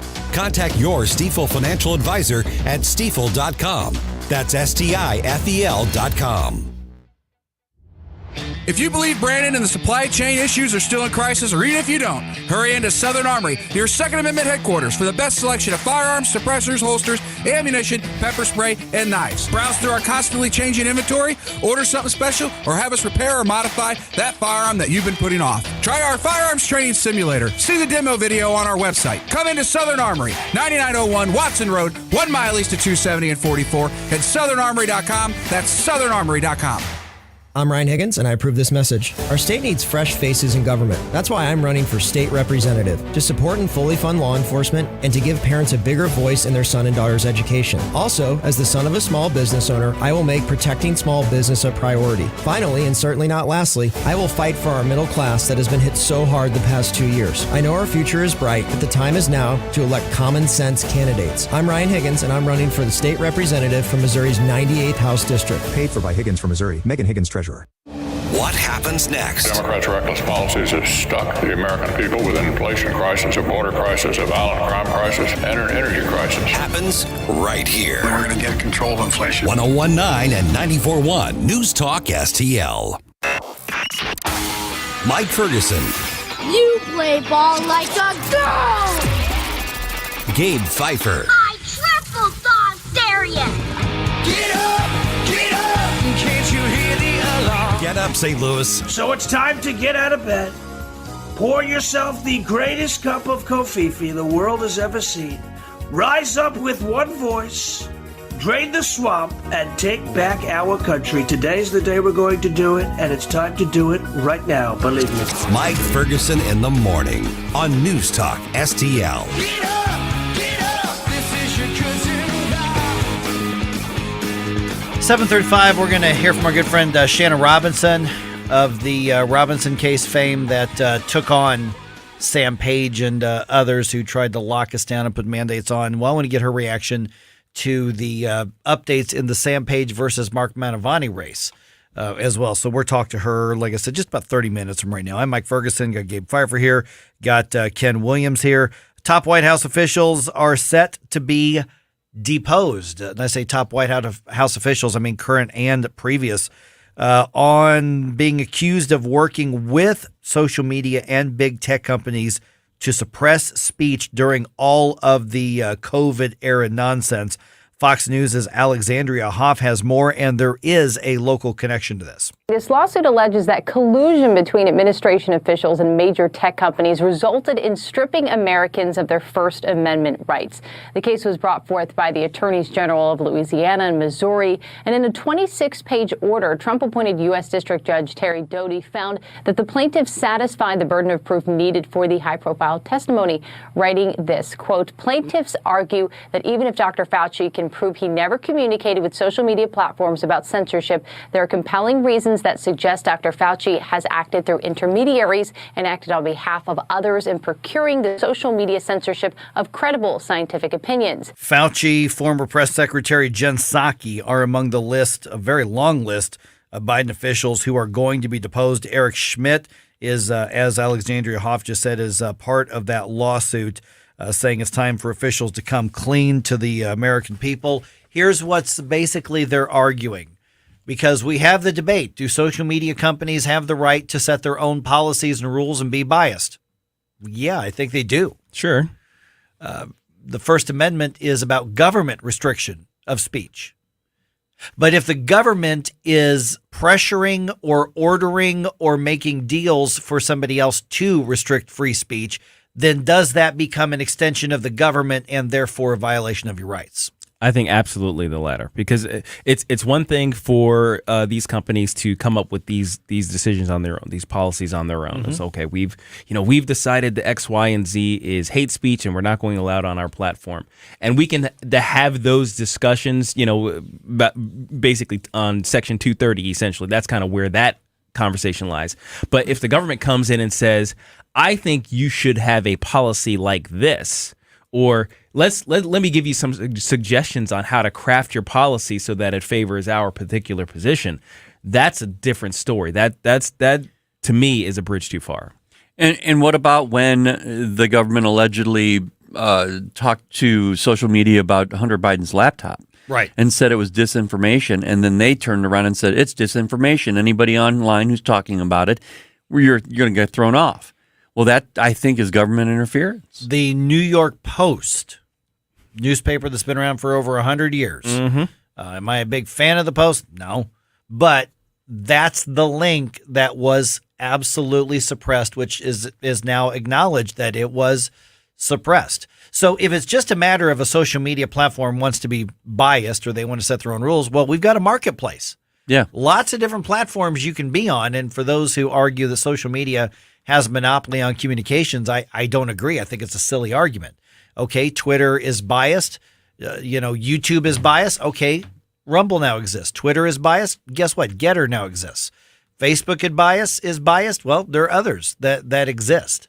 And they've been hurt in the marketplace by this sort of competing social media uprising and innovation is driving that. But here's the thing, Gabe, is they weren't just making these on their own. I mean, we know Facebook is biased against conservatives. Sure. And we tried to advertise on this radio station. We tried to advertise, and because we had the word conservative in our ad, they rejected our campaign and some of the startup money that we had for this radio station, because the reality is that a lot of people who listen to talk radio are on Facebook. The demographics are on Facebook. So we tried to do business with Facebook and they said, nope, you're conservative. We don't want it. And they wouldn't allow us to advertise our radio station when we first started here. We know they're biased. Well, that's their choice. So we found other ways to market.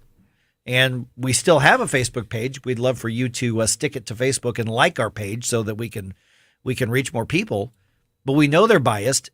But that's not a violation of our First Amendment rights when Facebook said, no, we don't want to promote a conservative radio station. Right. It would be a violation of our First Amendment rights if they said, ooh, no, we're going to get in trouble with the government or we're scared of the government if we let you promote yourself. That would be, but that's not what happened.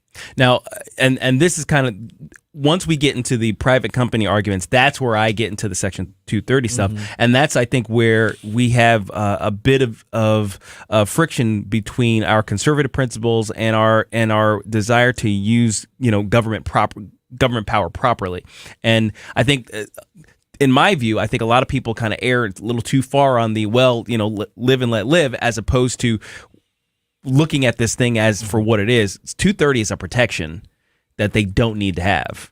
And if they didn't have that, that would probably change their behavior, as opposed to, well, let's put a limit on how this private business does work. I think those are two different concepts. So, yeah, can you clarify the Section 230 for people? Right. So, yes, for those not in the know, a publisher is responsible for everything that they put out there. So, if I am the editor of a book and you put something in your book that's defamatory, I can be sued as the editor because I allowed it to come out onto a platform that I own, being publishing. If you are a platform, so if you are the phone company, then you are protected from anything that travels across your lines, because you can't be held responsible for what people do on your platform. What Section 230 does is it allows entities like Facebook and Twitter and the like to exist as platforms the way AT&T does, where they're not responsible. However, what we've seen is that these companies behave more like publishers, where they take responsibility for what's going across their platforms, and so they're behaving like editors when they should be behaving like platforms and be completely open. And that's kind of where my disagreement is like, we shouldn't allow them to have Section 230 protections if they are going to behave like editors. Should they be required then to let anybody say anything they want? Well, yeah. The thing is, if I own Facebook, if the KKK wants to set up a page, I've got the right to go, screw you people, and get them off there. Well, refusing service is the right of a business. However, it gets a little sticky as a platform, because the thing is that the KKK uses phones. Right? They're allowed to use phones.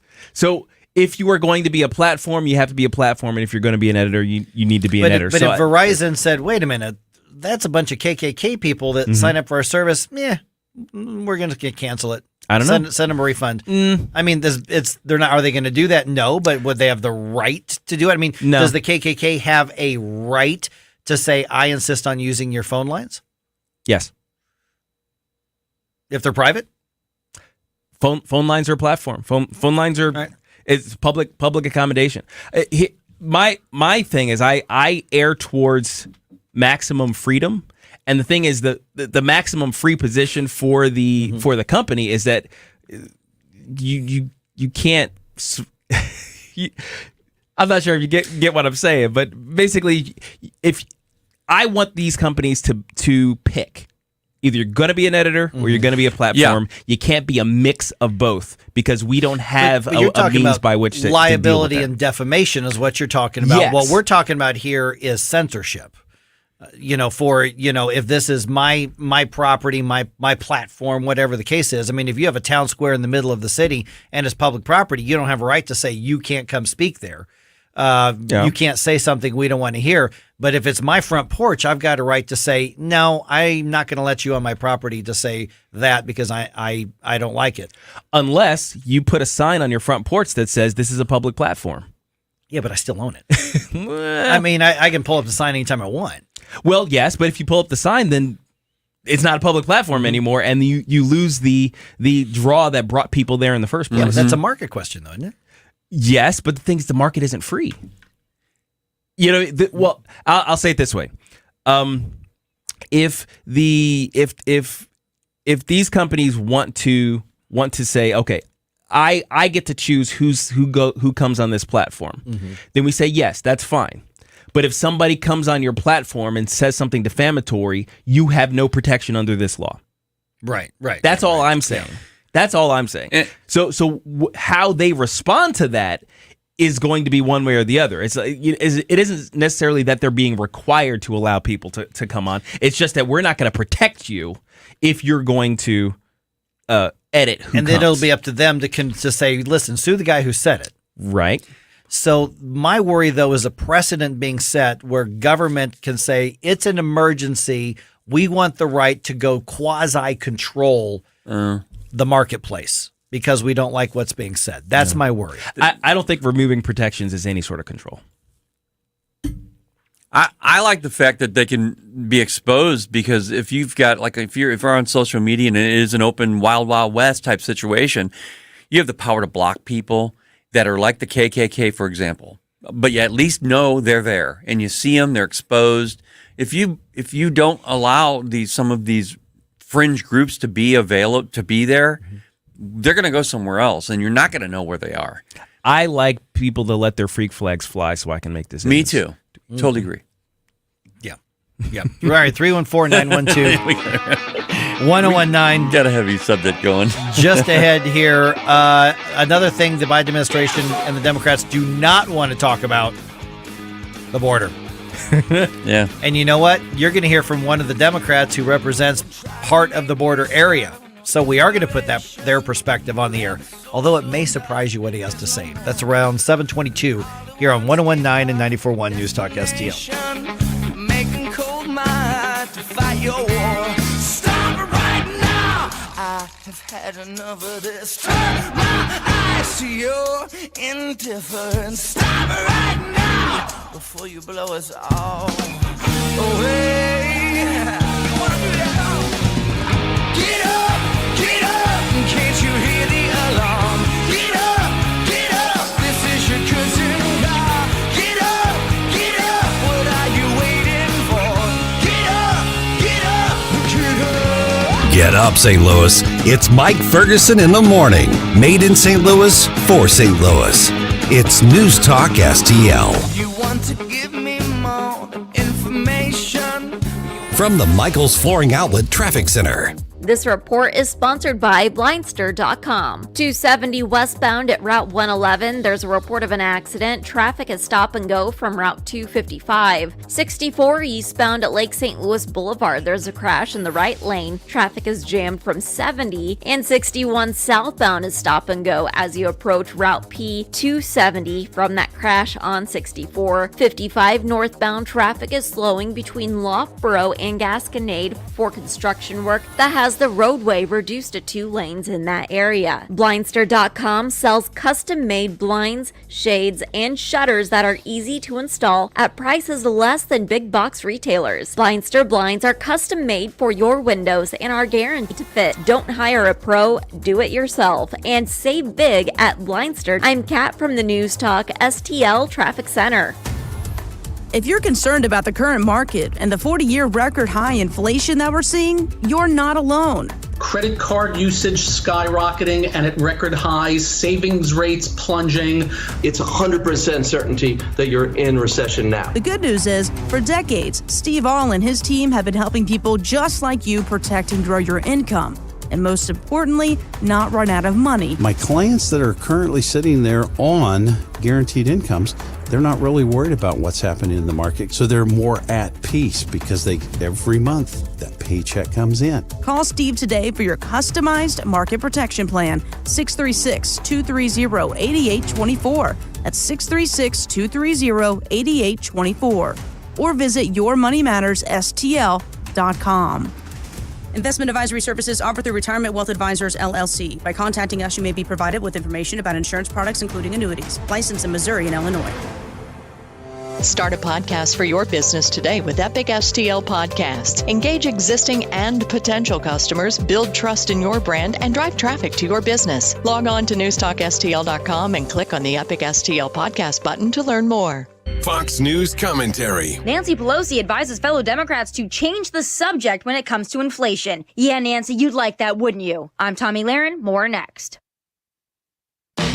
Businesses don't run on automation or algorithms alone. What powers businesses are your people and the people they serve.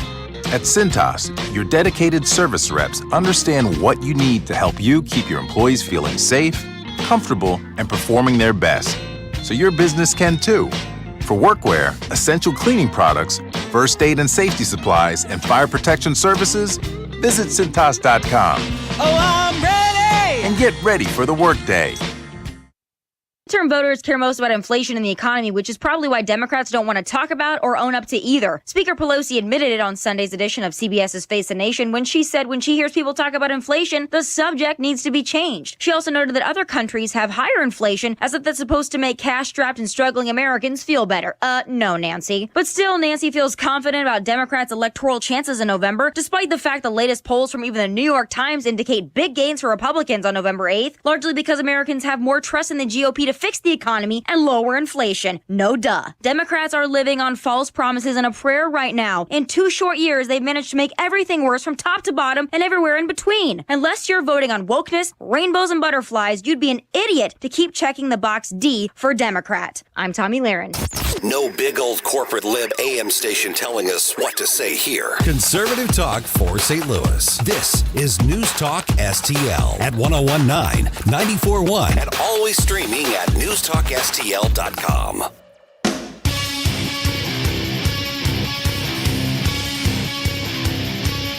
Talk lines are open now at 314-912-1019. Get up, St. Louis. It's Mike Ferguson in the morning on News Talk STL. Got our good friend Shannon Robinson with us at 7:35. So basically, she was one of the first ones to have the guts to push back against Sam Page, and she is continuing the pushback against Sam Page by working to get him unelected. So we're going to get her reaction to the St. Louis Post-Dispatch's endorsement of Mark Mantovani and basically the momentum of what we're seeing in these last 2 weeks of this campaign. I'm Mike Ferguson, coming up on 724 right now. Got Gabe Pfeiffer here, got Ken Williams here. Illegal immigrant crossings over the southern border already double what they were last October. We've got still a week left in the month, and it's already double what it was of October of 2021. Fox's Bill Malugin reports from Eagle Pass, Texas. Eagle Pass is part of Border Patrol's Del Rio sector, which was the #1 busiest sector with more than 470,000 illegal crossings in fiscal year 2022, and we are picking up right where we left off. Border Patrol sources telling us here in this Del Rio sector, just in October already, we have already had more than 29,000 illegal crossings just in the first 3 weeks of October. Also here in Del Rio sector are 10 illegal illegal immigrants dressed in camouflage who Texas troopers found and arrested as they were sneaking through private ranches in Maverick County. And DPS does not hand these guys off to Border Patrol. They arrest them and they take them to jail for criminal trespassing. U.S. Border Patrol says that Del Rio, Texas sector, in that area, they have found illegals from over 35 countries in that area alone trying to get into the United States. Now, Department of Homeland Security, they say the encounters with Venezuelan, in particular, illegal immigrants at the southern border, actually dropped 86% just the week before, and that is directly tied to the implementation of Title 42 expansion. Remember this, the Biden administration wanted to get rid of the use of Title 42 that the Trump administration had in place, and somebody challenged that in court, and they're arguing that they have the right to get rid of Title 42. They spoke out against it. Well, this Venezuelan situation came up, and they said, ooh, let's use Title 42 while we're trying to go to court to get rid of Title 42. Congressman Heli Cuellar, he was on Fox News Sunday talking about that decrease in numbers. This is actually really interesting. I saw the numbers from the Venezuelans have dropped out. I actually want them to do that to every country. If we do that to every country, the numbers will go down. We will be able to control our borders, and that's important to us that live along the border. Henry Cuellar is a Democrat. Yeah, well, you got to recognize when crap is crap eventually. And I can't be the only one thinking about this all the time, and I do. I mean, it really bothers me about the almost 4 million people coming across the border since Biden took office. Where are they at? Where are they? I don't know. 4 million people. I mean, that's bigger than Chicago, I think, or at least no, Chicago's about 6 million. Is it? But still, that's huge. It's huge. It's twice the entire St. Louis metro area. It's 3/4 the size of Missouri. Oh my gosh. Yeah, because Missouri is about 6 million people. That's right. Oh my gosh. Where are they? I just want to know where they are and who they are. They're nowhere, but they're everywhere. Everywhere. Yeah. And that's the worst part about it. This is kind of the invisible underclass that Democrats love to have around. If you've noticed, all throughout history, Democrats love an underclass. They had an underclass with slaves. They had an underclass with segregated minorities. Now they have an underclass of illegal aliens, and it's all for their benefit. You just watch. And there's going to be an underclass that the Democrats are going to benefit from, and they're going to figure out how to do it. Right now, they're doing so with hugs and kisses, but it's still really just about them acquiring power. And everything you want to know, you just look at Martha's Vineyard incident, the Martha's Vineyard incident. Yes, because they gave them hugs and kisses when they arrived, but then they shoot them away that very day. No, it was immediately hugs and kisses, goodbye. Yeah, goodbye kiss. Yeah. have fun storming the castle. And that kind of describes what you were saying, the underclass, that they were useful idiots for them. Oh, they're useful for sure, but not in my backyard. What was that song lyric? Your first kiss was your first kiss goodbye.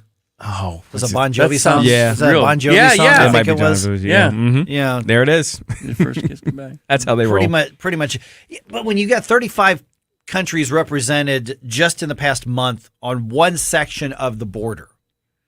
This isn't about the illegals coming in from Mexico. This isn't about the illegals coming in from Venezuela. This isn't about the illegals who may be coming in from Honduras or from Brazil.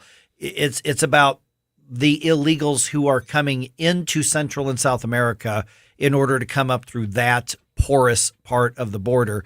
Where are they coming from? We don't know, but we've got 35 different countries represented, and we know that there have been dozens of people on the terrorist watch list who have been caught. There are others that we know are suspected gotaways that they think that they spotted.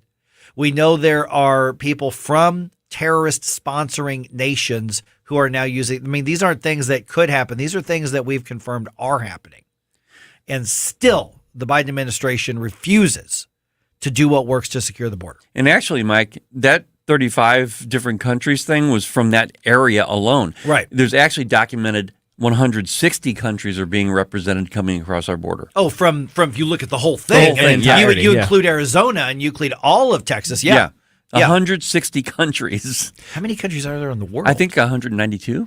Just shy of 200. Yeah, Yeah, I guess. Yeah.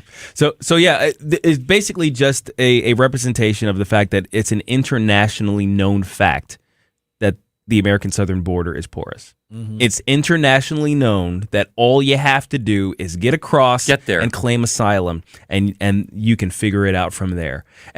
That's different than us being known as the magnet for those who want to make it, for those who want to who understand that if you work hard, you can actually get ahead. That it's a different idea. So I think it's going to bring different people too. And you've got a green light at the border, basically saying, "Come on in." There is a massive difference between those who go through the process, wait their turn, and legally come to this country. I want those people.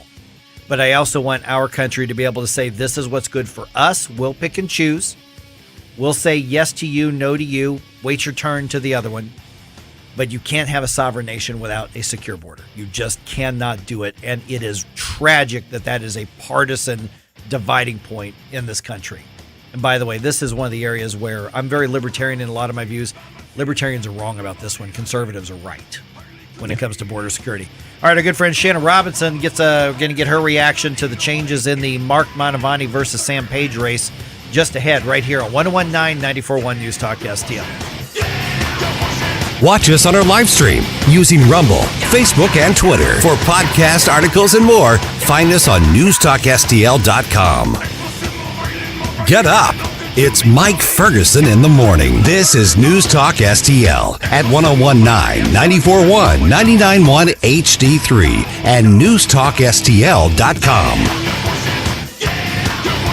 St. Louis's new choice for conservative talk. I think they're trying to attack the American people. Live and local. Gabe, Mike, Ken, you guys are my morning cup of mental coffee. I love the show. Definitely a convert from the old one. This is News Talk STL.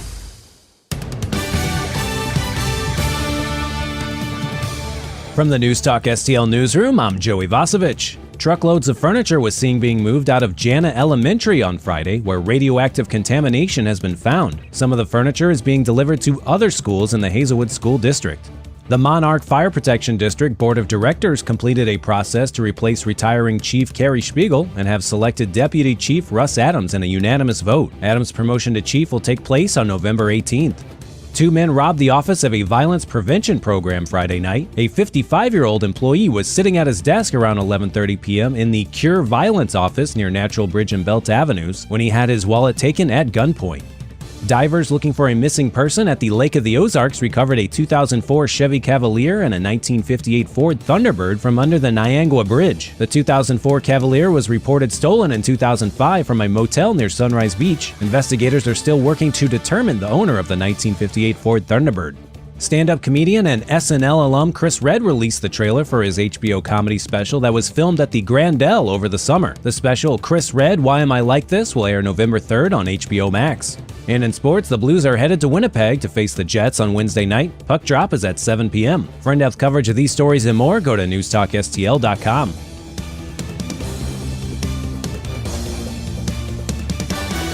From the Michaels Flooring Outlet Traffic Center. This report is sponsored by Blindster.com. 64 eastbound at Lake St. Louis Boulevard, there's a crash blocking the right lane. Traffic is jammed as you approach 70 and 61 southbound. Stop and go from Route P 270 from that crash on 64 eastbound. 70 eastbound before Zumbel, there's a disabled vehicle on the right shoulder. Traffic is slowing as you approach Cave Springs. 70 westbound at Zumbel, construction work has the left lane closed until 2 p.m. today. And 55 northbound, slow traffic between Carondelet and Gasconade. This is for construction work that has the roadway reduced to 2 lanes. Blindster.com was started in 2010 to provide custom blinds, shades, and shutters at affordable prices. Their blinds are easy to install and shipping is free. Don't hire an expensive professional. Do it yourself and save big at Blindster.com. I'm Kat from the News Talk STL Traffic Center. From the News Talk STL Weather Center.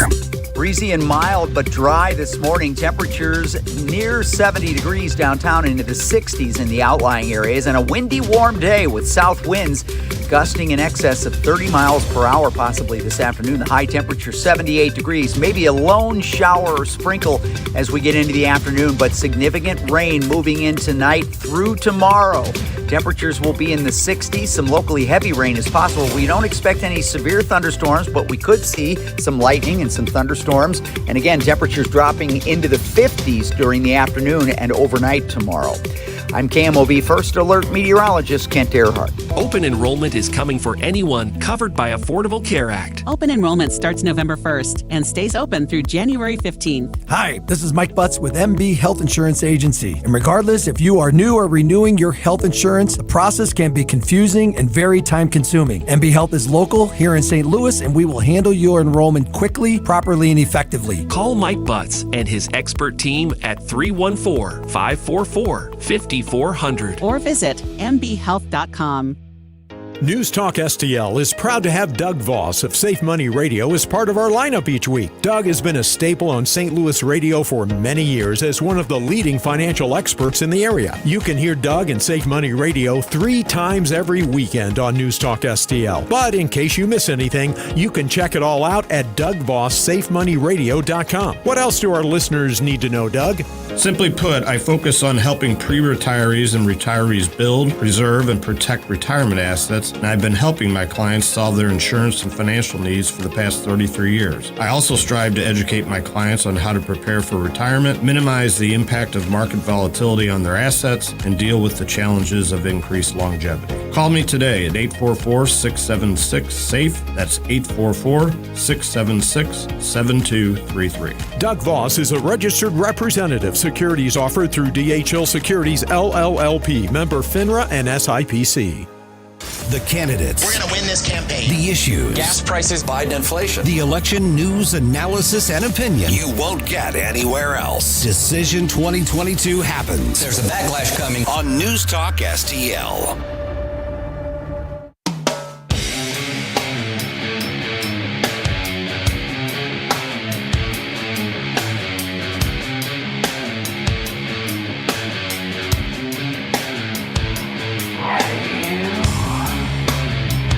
Talk lines are open now at 314-912-1019. This is Mike Ferguson in the morning, made in St. Louis for St. Louis.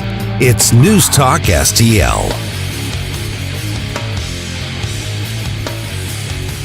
7:50 here. You guys have pets. You have we have one pet, but you have multiple pets. I got one right now. Why do you hate Mother Earth? Oh, I do? Yes, CNN told me so. But I like my animal. Then you hate Mother Earth. Oh my gosh. I'm worse. I have 3. Oh my gosh. I really hate Mother Earth. Are you feeding them dog food? Yes, I am. You should be feeding them Specialty insects. dog. Huh? You should be feeding them insects. Oh. Oh, is that how it's going to go now? Yeah, CNN says so. Oh, geez. So I'm going to chastise all the pet owners in St. Louis here at 7:50. You definitely want to hear this. And if you're a pet owner like me, then you're going to feel real bad about yourself because CNN says you're contributing to the climate catastrophe. Huh. Don't you feel bad about yourself? Not really, no. Okay, well, other people probably won't either. But I'll tell you what they're saying, 7:50. It's 7:38 right now. Got our good friend Shannon Robinson on with us. Shannon, I got to tell you, I was surprised to see the St. Louis Post-Dispatch actually endorse Mark Mantovani in the St. Louis County Executives race. I wouldn't have paid much attention if they'd endorsed Sam Page like I thought they were going to.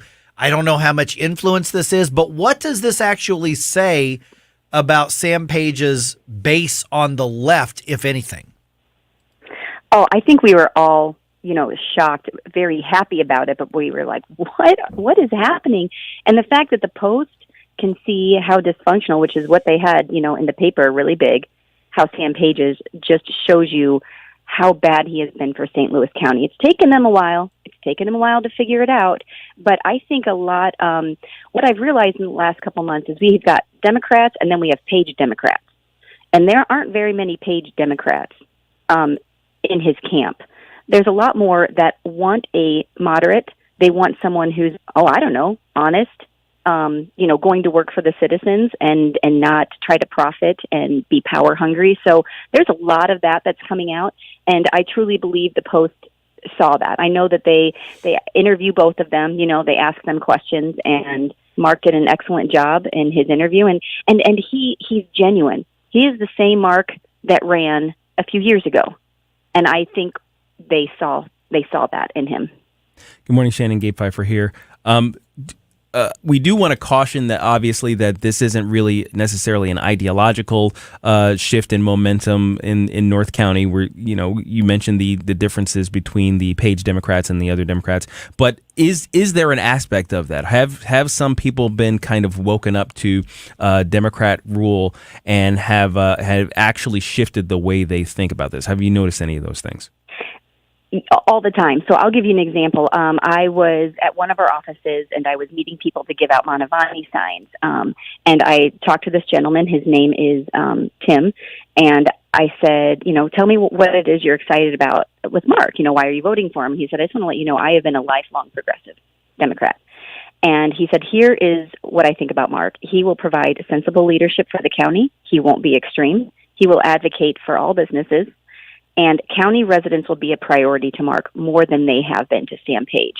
And his comment is similar to many comments. So we've got lots of volunteers out there, knocking on doors, meeting with their neighbors. And I get probably at least 5 to 10 texts a day from these volunteers, and they're saying, the example they always give me is, I talked to a woman today. She's been a lifelong Democrat, and she is so tired of the way that our county is going, and she's going to vote for Mark time and time and time and time again. So is this as much about ideology and progressive and left and conservative right, or is it just about there is a growing number of people who know corruption when they see it, who see a lack of leadership, and who are responding to enough is enough?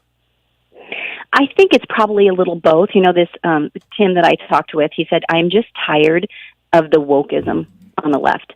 He said, I still feel like I'm a Democrat, but I'm tired of how extreme they are with the wokeism. And so I think all of that is turning people off in general, and they're becoming more moderate. Maybe they thought they were more progressive or liberal, and I think they're becoming more moderate. And, I'm not saying that's not happening on the right either, right? I just think there's this shift that's happening right now, specifically in St. Louis County, where, one, we can see the corruption. Some people saw it a lot earlier. And two, they're just tired of the far, far left, and they don't feel like that's where they belong.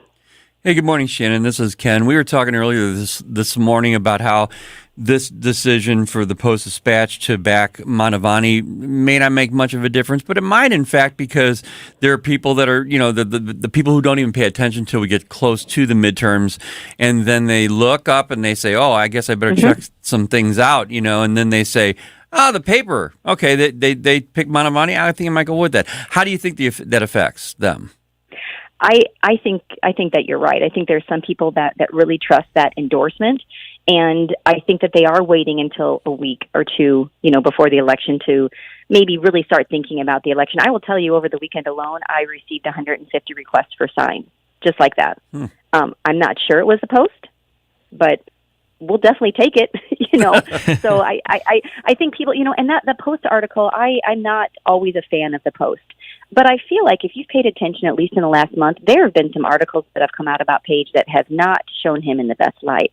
So a part of me wondered if they were going to endorse Mark, just because I felt like they laid that groundwork. And their article was great. One of my favorite quotes was, Mark Manavani is running as a moderate Republican, and he oozes responsibleness. Talking about the bickering between Sam Page and the county council, it's childish. Our government is like a middle school, and I think we forget that county government should be boring. It really should be boring, and the job of the county executive is to just make sure our roads aren't crumbling. It's a safe community, that we are being fiscally responsible. None of these are partisan issues.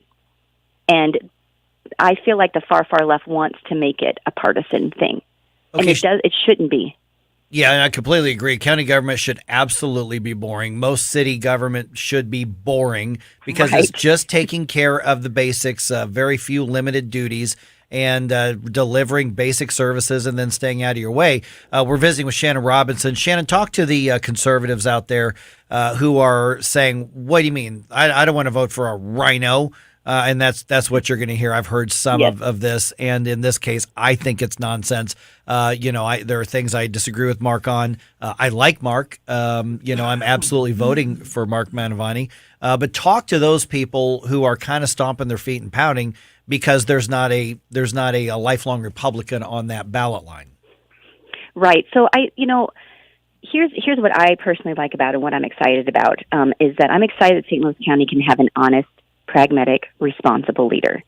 I think the far right want someone who's honest, right? Someone who's genuine, and Mark is that person. The things that I think the conservatives could be upset about, and I agree with you that I don't know that we can always agree 100% with everything, but the issues that I think the conservatives have nothing to do with that role in government. The county executive doesn't have the power to do things that maybe the conservatives are afraid he'll do, if that makes sense. No, it does. His job, again, it has nothing to do with, I'm going to throw out abortion rights. If you saw this weekend, I saw an article in West Magazine about Sam Page, and they had asked both of them, what would be your goals as county executive? And, Mark went through, making sure our economy grows, making sure it's a safe place. Like the things that should be going on, and Sam Page is talking about making sure all women have the opportunity to make their own medical decisions, clearly talking about abortions. That is not something the county executive has any power over whatsoever. Yeah. And so we have to remember that Sam Page is going to throw those things out there because he wants to make you uncomfortable with them. Has nothing to do with the office. What has to do with the office is somebody who can run the county, who is going to be a good, reliable, honest county executive, and that the only option is Mark. Yeah, I agree. That's the only option. Yes, we're voting against Sam Page, but we are voting in favor of somebody who's going to be a far superior executive and also administrator as well. All right, Shannon Robinson, good talk to you again. I think it's been a while since you were on, so I appreciate you being on the show. Yeah, thanks for having me. Enjoy it. 314-912-101. Got some thoughts about that. All right, just ahead here in about 4 minutes, I am going to vicariously shame you if you are a pet owner because CNN tells me that I'm supposed to do that. So I'm going to shame myself as well. So, no, you need to stay listening to 101.9 and 94.1 News Talk STL because CNN has something to say about your dog or your cat. And we need to listen because it's the planet. Yeah. For podcast articles and more, find us on NewstalkSTL.com. Get up. It's Mike Ferguson in the morning. Made in St. Louis for St. Louis. It's News Talk STL. From the Michaels Flooring Outlet Traffic Center.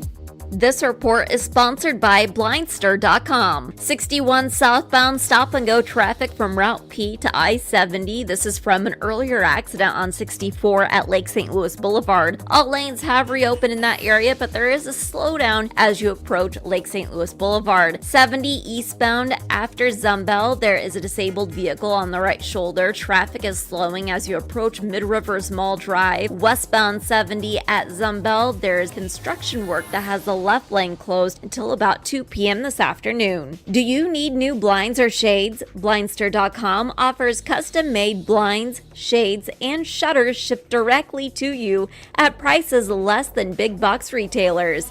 Blindster blinds are easy to install and guaranteed to fit. Don't overpay for new blinds. Shop today and save big. Blindster.com. I'm Kat from the News Talk STL Traffic Center. The Vic Porcelli Show. Monday morning at 9:05, our weekly conversation with the Heritage Foundation, and we are going to talk to John Cooper. That's the good John Cooper, not the bad John Cooper. Weekday mornings at 9 on News Talk STL. Oh, Adam, you are so romantic. And I love the kitchen you found with all these great crumbs. Yeah, baby, only the finest crumbs in the kitchen for my favorite aunt. Oh no, it's the pest control company again with those green wheels. They always kill the mood. This is Derek, the owner of All Solutions Pest Control. Give us a call today at 636-486-7888. We'd love to help you out. Learn more about our special $67 offer. You can visit us online at allsolutionspestcontrol.com. If a pest-free home is your goal, call All Solutions Pest Control. Hi, this is State Representative Jim Murphy. Rising prices, crime, government overreach. These are issues on the minds of St. Louisans. As your state rep, I share your concerns. I filed legislation that reins in out-of-control bureaucrats, puts an end to gangs pilfering through our cars, and gets stolen guns off the streets. I have voted against out-of-control spending and voted for the biggest tax cut in Missouri history. I ask for your support in November as this work has just begun. Vote Jim Murphy, your state rep. Paid for by Citizens for Murphy. Mary L. Murphy, Treasurer. Hey, Columbo here, and many of you know that one of my favorite things to do when I have some free time is to get out on the water and go fishing. And the folks at Bluff City Outdoors in Alton are the people you should see before your next fishing trip. No matter what you're fishing for, they have everything you need, from gear to lures to live bait. Plus, they can even set you up on a guided fishing tour on the Mississippi River. Make sure the tackle box is ready for your next trip by visiting Bluff City Outdoors at 2813 East Broadway in Alton and bluffcityoutdoors.com. The news and talk North Korea launched an intercontinental ballistic missile that matters to St. Louis. Looters that were arrested are illegal aliens. News, analysis, opinion. The 2022 midterm elections. 101.9 and 94.1. News Talk STL.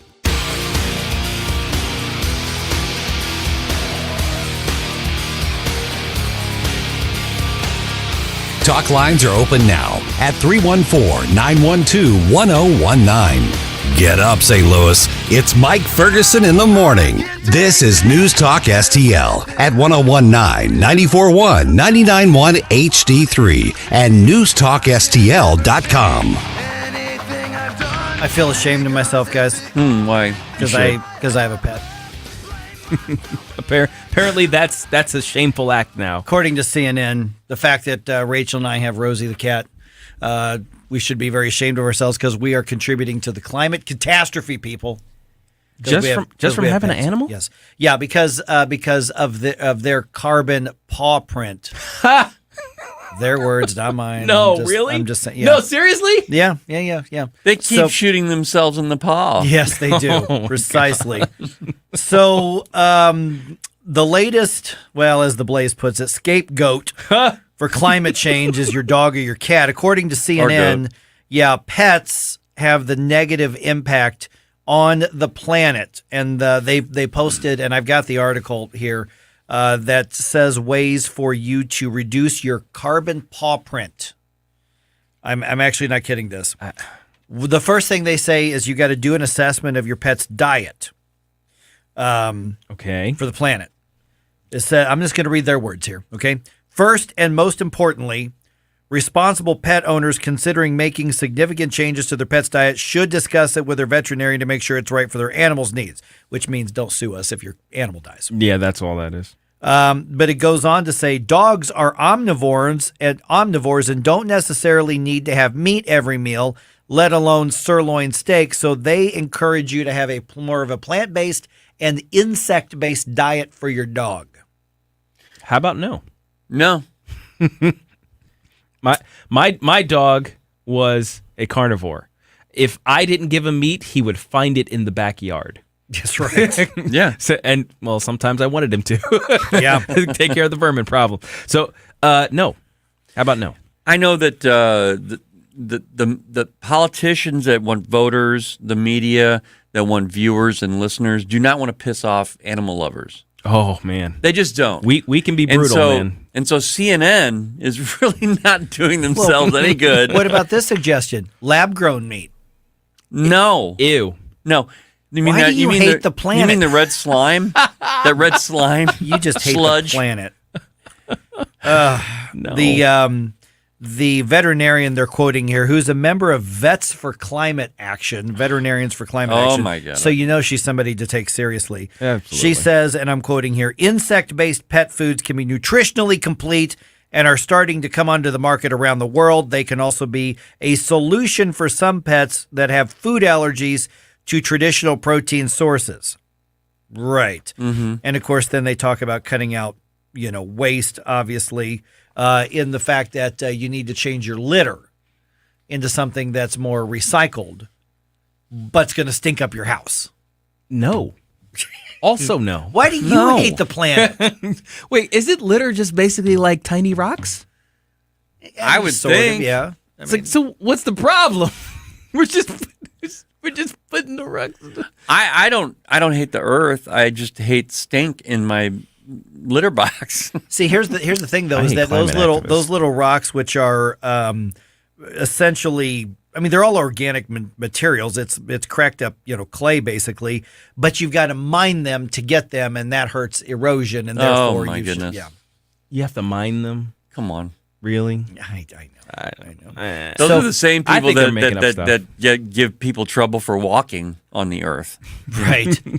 So for dogs, they say use biodegradable bags when you pick up after your pet. Well, okay, whatever. Yeah. That's fine. Sure. That's not a big deal. Whatever. That's not a big deal. And it says that research is showing, according to CNN, that scooping up after your dog could cause harmful microorganisms like roundworm and E. coli and whatever to survive in your yard for 4 years. Not scooping up after them. So you've got to definitely do that. They suggest just taking that in and throwing it into the toilet instead of just throwing it into a trash can with a bag. 4 years? What? Yeah. So what they want you to do is scoop up, but then carry it in and dump it out of the bag into the toilet and flush it. I mean... But that whatever. flush, doesn't that flush contribute to the use of water? It's using fresh water. Yeah. We're not looking for consistency. We're looking for liberal activism. I'm just saying, I'm trying to help. Right. I just bought a brand new toilet that doesn't use up as much water. That's all I'm asking. All I'm saying. They also say that larger pets have a larger climate impact than smaller ones. So what they should, if you have to have a dog, they want you to get a Chihuahua because they're tiny. But what they really want you to do is to consider adopting things like snakes, turtles, and reptiles, and rats and things like that, because they have a low carbon impact. And they're just so cuddly. They are. I guess especially those turtles and frogs, right? Yeah.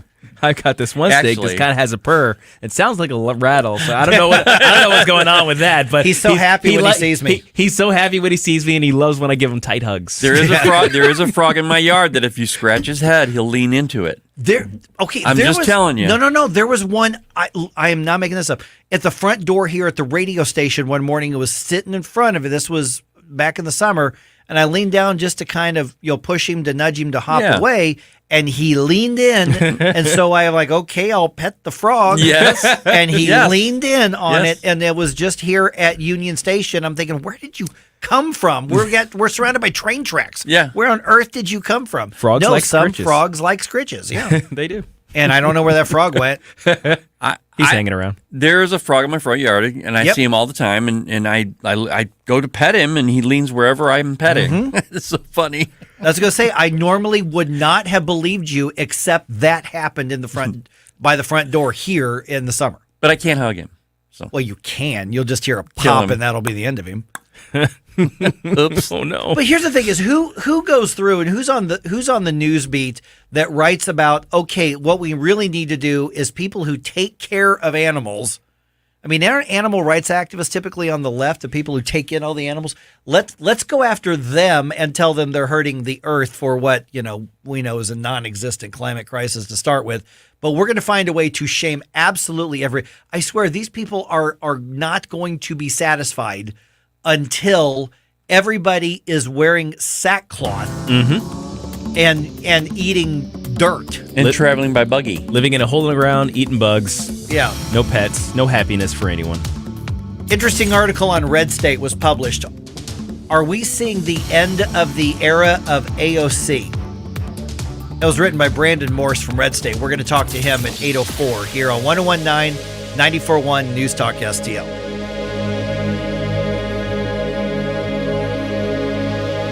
Have you been floored?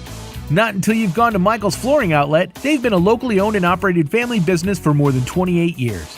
You want variety? Michael's has carpet, hardwood, laminate, ceramic tile, luxury vinyl, natural stone, and many other options. Save money and get quality at Michael's. Plus, your installation will be done right the first time when you hire the experts at Michael's. You can shop in store at one of their 3 convenient locations or shop from home. Check out everything that Michael's has to offer at igotfloored.com. I'm Dr. TJ, owner of the Institute of Natural Health, co-owner of Optimal Nutraceuticals, and the host of Wellness 101. Wellness 101 is designed to cut through the nonsense and provide you common sense, science-based information regarding health and wellness. On the show, we discuss topics like thyroid health, gut health, hormone optimization, and many others. Our show airs Saturdays at 10 a.m. and 2 p.m. and Sundays at 11 a.m. and 3 p.m. right here on NewstalkSTL. For more information, visit us at inhstl.com. That's inhstl.com. Tim Jones and Chris Arps in the afternoon. Senator Jim Talent. We live in an age where saying common sense things is considered to be controversial or even revolutionary. Like, we need oil and gas. Yeah, I think we do. Or maybe we shouldn't shut down the schools. Maybe it's not a really great idea when troubled teenagers come in and just to rush to pump them full of drugs. Tim Jones and Chris Arps. Weekdays at 3:30 on News Talk STL. KLGY HD3 Clayton, K270BW Bellefonte, KNBS Bowling Green. This is News Talk STL at 1019, 94.1, and always streaming at NewstalkSTL.com. News this hour from townhall.com. I'm Greg Clugston in Washington. Results from a new national test show that the COVID-19 pandemic took a heavy toll on learning for America's children. Academic scores were down in every state nationwide. For example, there's a worrying decline in math scores among 8th graders. When we experience a 1 or 2 point decline, we're talking about it as a significant impact on our students' achievement. In math, we experience an 8-point decline, historic in this assessment. That's Peggy Carr with the National Center for Education Statistics, also known as the nation's report card. It was the first time the test had been given since 2019. Russia's foreign intelligence chief has denied that Moscow has used nuclear rhetoric in the current war in Ukraine. In recent months, Western leaders have been concerned by the scale of nuclear saber-rattling from senior Russian officials, including President Putin. I asked Russia's foreign intelligence chief, would he state categorically that Russia will not use nuclear weapons in Ukraine or engage in other provocative actions, such as exploding a dirty bomb? Sergei Narishkin didn't answer the question directly. Instead, he denied there'd been any nuclear rhetoric from Russia. That, he said, had come from the West. The BBC's Steve Rosenberg. Georgia's abortion ban goes to court today. 2 days of testimony are expected in the trial to determine whether the state can continue to ban abortion as early as 6 weeks into a pregnancy. We could learn later today who Britain's next prime minister will be. Over the weekend, former leader Boris Johnson bowed out of the contest, and that now leaves former Treasury Chief Rishi Sunak as the favorite to be elected prime minister. More at townhall.com. Relief factor, pain relief that's natural, pain relief that works, and pain relief that attacks the source of the pain. That's the experience of tens of thousands of Americans who are taking Relief Factor right now. See their incredible video endorsements at relieffactor.com and then order your 3-week quick starter pack for just $19.95. That's less than $1 a day. Find out if it can work for you like it works for me by ordering your 3-week quick starter pack today. Relieffactor.com, relieffactor.com. Be the next success story. How long does it take to tackle a home project? With Angie, you could cross it off your list before this ad is over. Just tell us what you need, indoor or outdoor, repair or redesign, and we handle the rest, sending a top pro to get it done. You don't have to lift a finger, except to tap the screen or click the mouse. Plus, Angie is free to use. So bring us your next home project, and we'll bring it home. Download the app or go to Angie.com. That's ANGI.com to get started. From the Michaels Flooring Outlet Traffic Center. This report is sponsored by Blindster.com. 61 southbound stop-and-go traffic from Route P to I-70. This is from an earlier accident on 64 at Lake St. Louis Boulevard. All lanes have reopened in that area, but there is a slowdown as you approach Lake St. Louis Boulevard. 70 eastbound after Zumbel, there is a disabled vehicle on the right shoulder. Traffic is slowing as you approach Mid-Rivers Mall Drive. Westbound 70 at Zumbel, there is construction work that has the left lane closed until about 2 p.m. this afternoon. Do you need new blinds or shades? Blindster.com offers custom-made blinds, shades, and shutters shipped directly to you at prices less than big box retailers.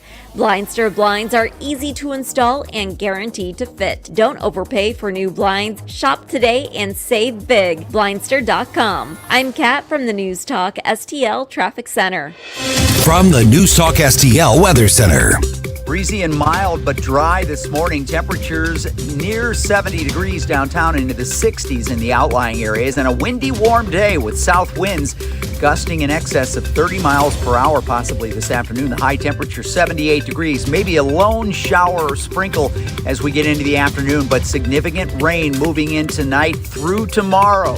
Temperatures will be in the 60s. Some locally heavy rain is possible. We don't expect any severe thunderstorms, but we could see some lightning and some thunderstorms. And again, temperatures dropping into the 50s during the afternoon and overnight tomorrow. I'm KMOV First Alert meteorologist Kent Earhart. This hour of News Talk STL brought to you by House Sold Easy. Looking to sell a house fast? Call David today at 314-293-3000. That's David with House Sold Easy at 314-293-3000. If you're like most Americans, you're pretty much in disbelief watching the world lose its mind. As we all know, global problems have local consequences. Too many of them. And if the next news headline spins us into chaos, are you ready? Grocery store supply chains are only as strong as their weakest link. Don't wait for them to break. Today's the day to secure emergency food for everyone in your family. My Patriot Supply is America's largest preparedness company. Our specially packaged and delicious food stays fresh for up to 25 years in storage. It'll be there when you need it. Go to mypatriotsupply.com and pick up several emergency food kits. There are a dozen different sizes that average over 2,000 calories per day. Our food kits are in stock and ship quickly and discreetly to your door. Having food storage in your home beats standing in government food lines. Go to mypatriotsupply.com and prepare for what's coming. mypatriotsupply.com. Talk radio made in St. Louis for St. Louis. This is News Talk STL. Our responsibility. News, analysis, and opinion. To provide updated guidance. At 1019, 94.1. And NewsTalkSTL.com. Mike Ferguson. This is the kind of adventure I usually have to force upon us, and here it is, falling into our laps. Gabe Pfeiffer. They're buying it. Get up! Get up! Can't you hear the alarm? Get up, St. Louis. Why don't you pop a squat, son? Mike Ferguson in the morning on News Talk STL. Get up! Get up! This is your cousin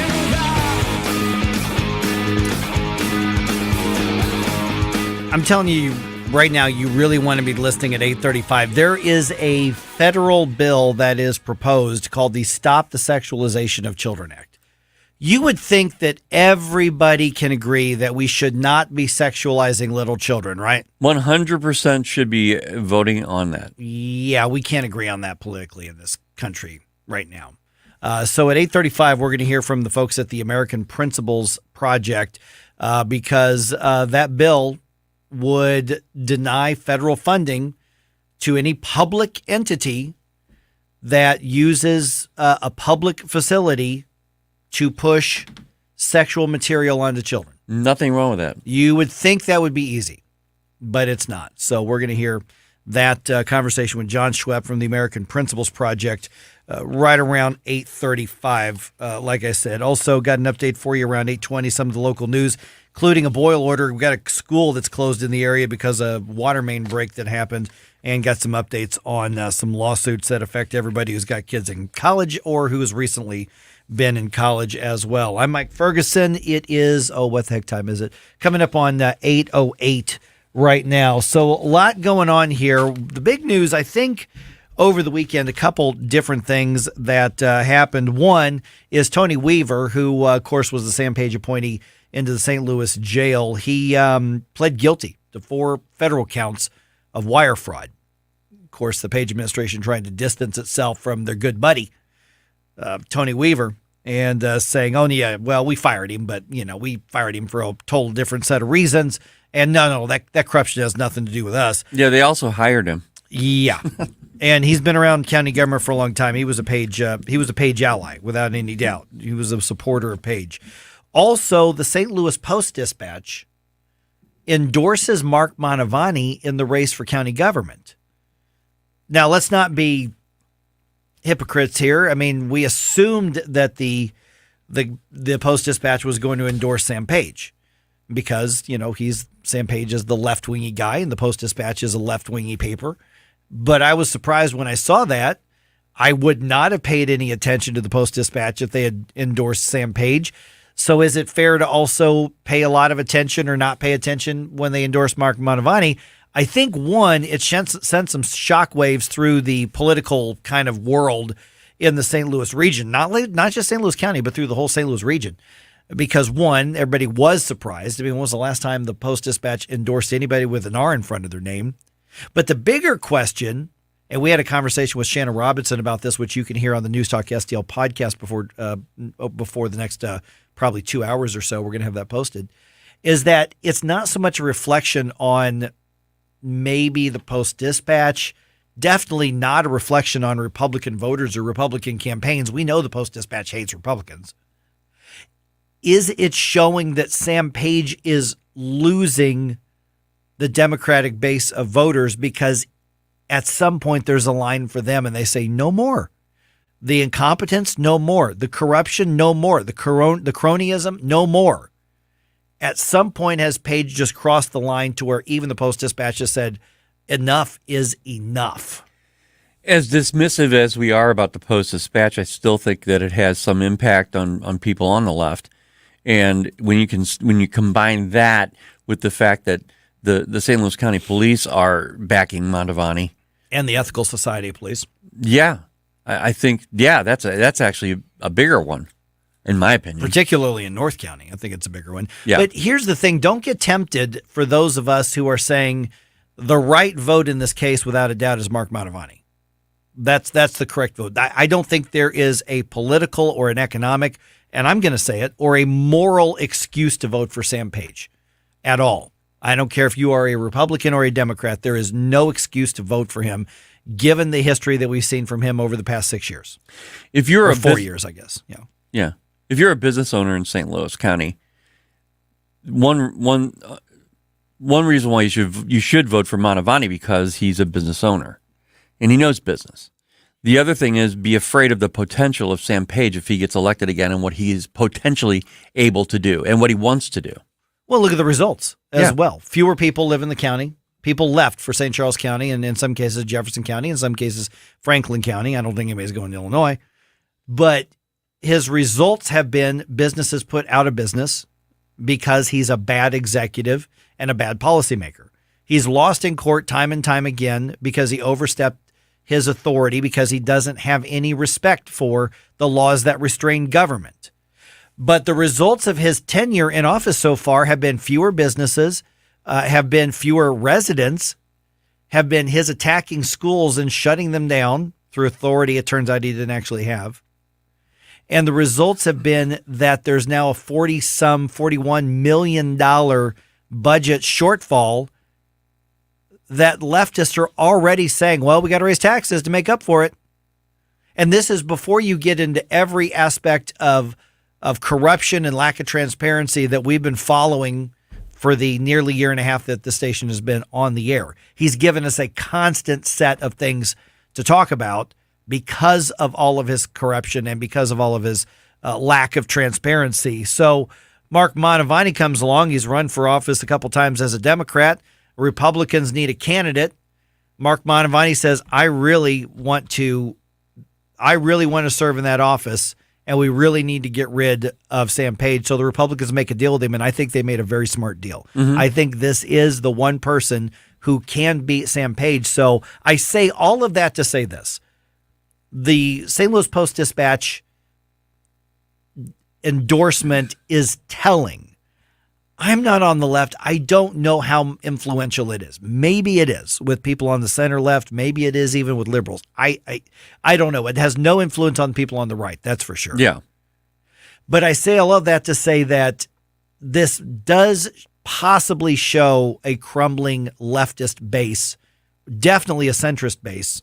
The Sam Page is losing. So if you did not think it's possible to beat Sam Page, understand it's possible, but it's still an uphill climb. We need everybody showing up and voting for Mark Mantovani, even if you don't agree with him on everything, to say this is a guy who is far better fitting to be the county executive than Sam Page will ever be in 10 lifetimes. We were talking with Shannon, and she said, she made a great point that anything that we may disagree with Mark Mantovani about on the right, he will not be impacting by his decisions in the position of St. Louis County executive. He won't be using any of those stances to make any effect on those issues. Yeah, because they're not what county government's supposed to do. Correct. I mean, Sam Page is basically trying to work around Congress and the Missouri legislature because he wants to left-wing virtue signal. Right. To the Correct. tune of millions of dollars. It's just insane Yeah. what he wants to do. So the reality is that strategically there is a chance to remove maybe the second most corrupt politician in the St. Louis area in the state. I think Kimberly Gardner is probably the most corrupt. But Sam Page, they're both battling. Yeah, there's a very close second with Sam Page, and we have an opportunity to elect somebody who's got the character to lead, and at least is going to be listening to all sides. And the areas where his job description doesn't have anything to do with these issues, it's not part of it. It's just not going to be injected into county government. And if you're a Democrat and you're thinking, well, do I want my kids possibly masked again at school? Do I want lockdowns at school or even at your job?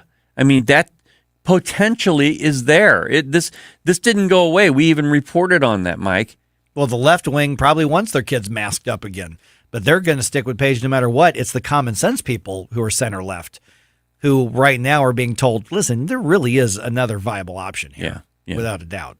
Yeah, the farther fringy ones where masks are virtue signaling. And I was surprised at how many people I saw walking around with masks today this weekend. 75 degrees, beautiful outside, and people walking around masking themselves up. It's a shame. I just want to look at them and go, you look like an idiot. But, it's their life. They can look They stupid can do if they it, want. yeah. No, Wear but whatever they want. Unfortunately, there are some parents that don't mind putting their kids through that. Those people are a lost cause.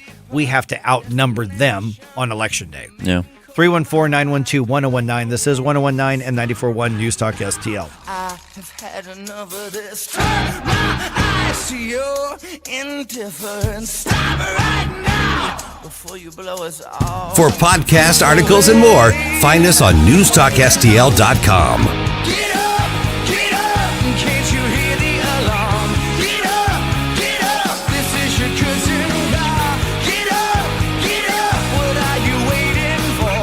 Get up.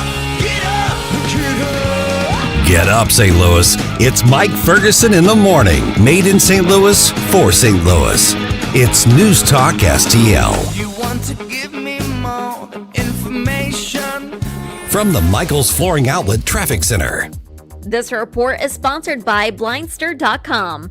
I-44 eastbound at 141, there's a grass fire that has the left and the right lane closed. Only the center lane is getting through. Traffic is at a standstill as you approach Antire Road.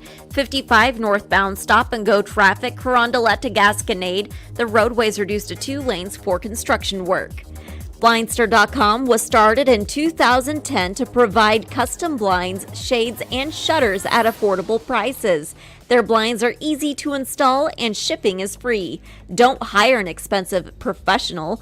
Do it yourself and save big at Blindster.com. I'm Kat from the News Talk STL Traffic Center. Hey folks, Tim Jones here for Hanson's Tree Service. As my daughters would say, it's fall, y'all. That means it's the perfect time to call Hanson's. Prime time for Hanson's to come out and do all that fall trimming before winter storms can bring down trees and limbs on the homestead.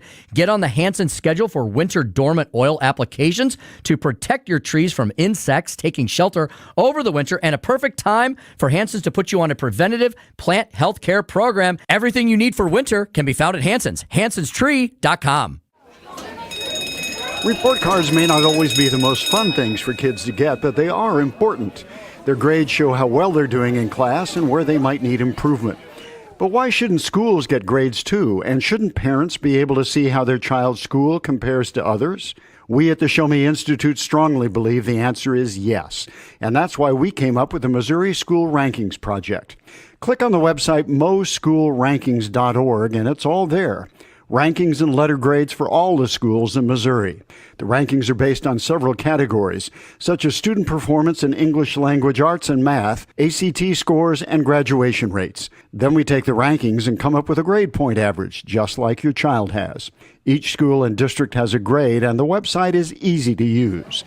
Don't you want to know how your child's school stacks up? Now you can. Learn more at showmeinstitute.org.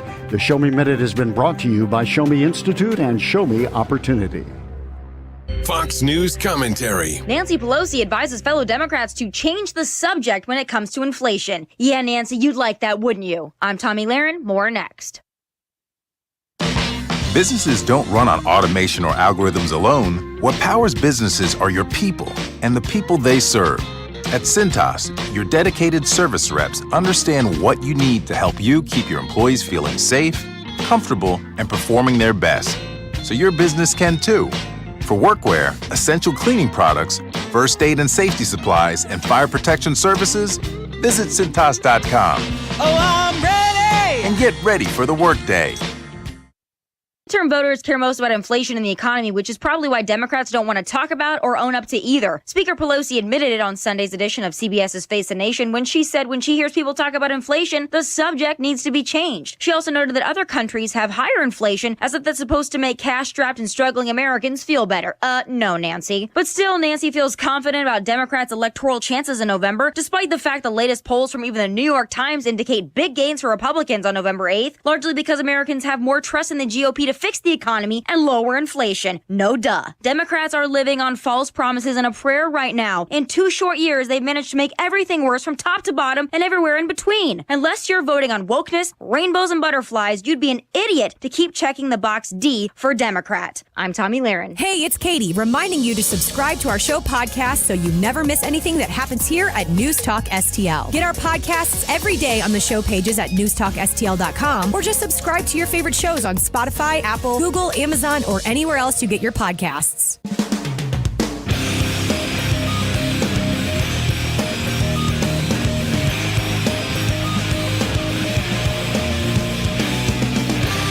Talk lines are open now at 314-912-1019. This is Mike Ferguson in the morning on News Talk STL. The week ahead. Monday, a tax fraud trial against former President Trump's company is set to begin in New York City. Prosecutors say the Trump Organization and its longtime chief financial officer engaged in fraud by awarding off-the-books perks to senior executives. The former president has rejected those claims. Tuesday, WNBA star Brittany Griner is expected to appear in a Russian court to appeal her 9-year prison sentence for drug possession. She was convicted earlier this year after police say they found vape cartridges containing cannabis oil in her luggage. Wednesday, Israeli President Isaac Herzog will meet with President Biden at the White House. Also on Wednesday, 9 McDonald's locations in Louisville, Kentucky will launch a test program of selling Krispy Kreme donuts.